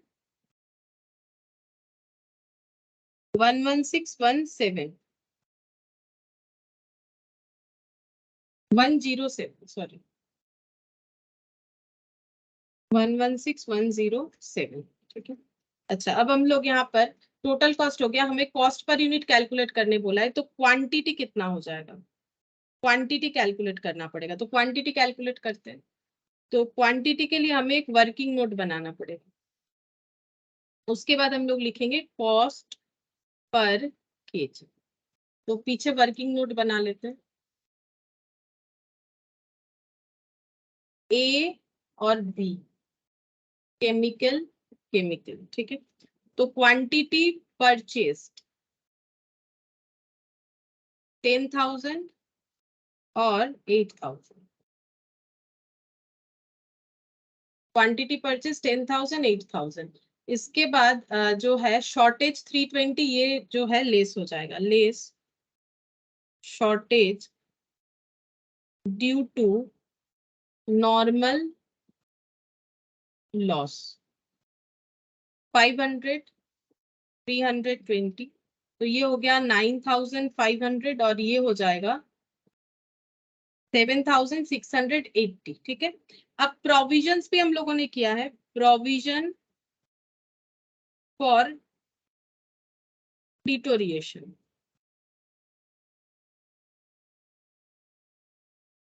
मतलब हमें लग रहा है जैसे हम लोग अपने डेटर का प्रोविजन करते हैं तो डेटर का वैल्यू कम नहीं करते, वैसे ही अगर हमें लगता है कि 9,500 है लेकिन उस पे भी हमें 2% प्रोविजन कर लेना चाहिए कि 2% डिटोरिएशन की वजह से कम हो जाएगा, तो 190 माइनस 9,500, तो 9,310 अवेलेबल फॉर यूज होगा। तो इसी पे हम लोग पर यूनिट कॉस्ट जो है, मतलब पर किलो कॉस्ट यहाँ पर कैलकुलेट कर लेंगे, क्योंकि ये किलो में दिया हुआ है, केजी में। तो ये हो गया 153.6 माइनस 7,680, 7,526.4। अब यहाँ पर लिख लेते हैं 7,526.4 kg, और ये हो जाएगा 9,310,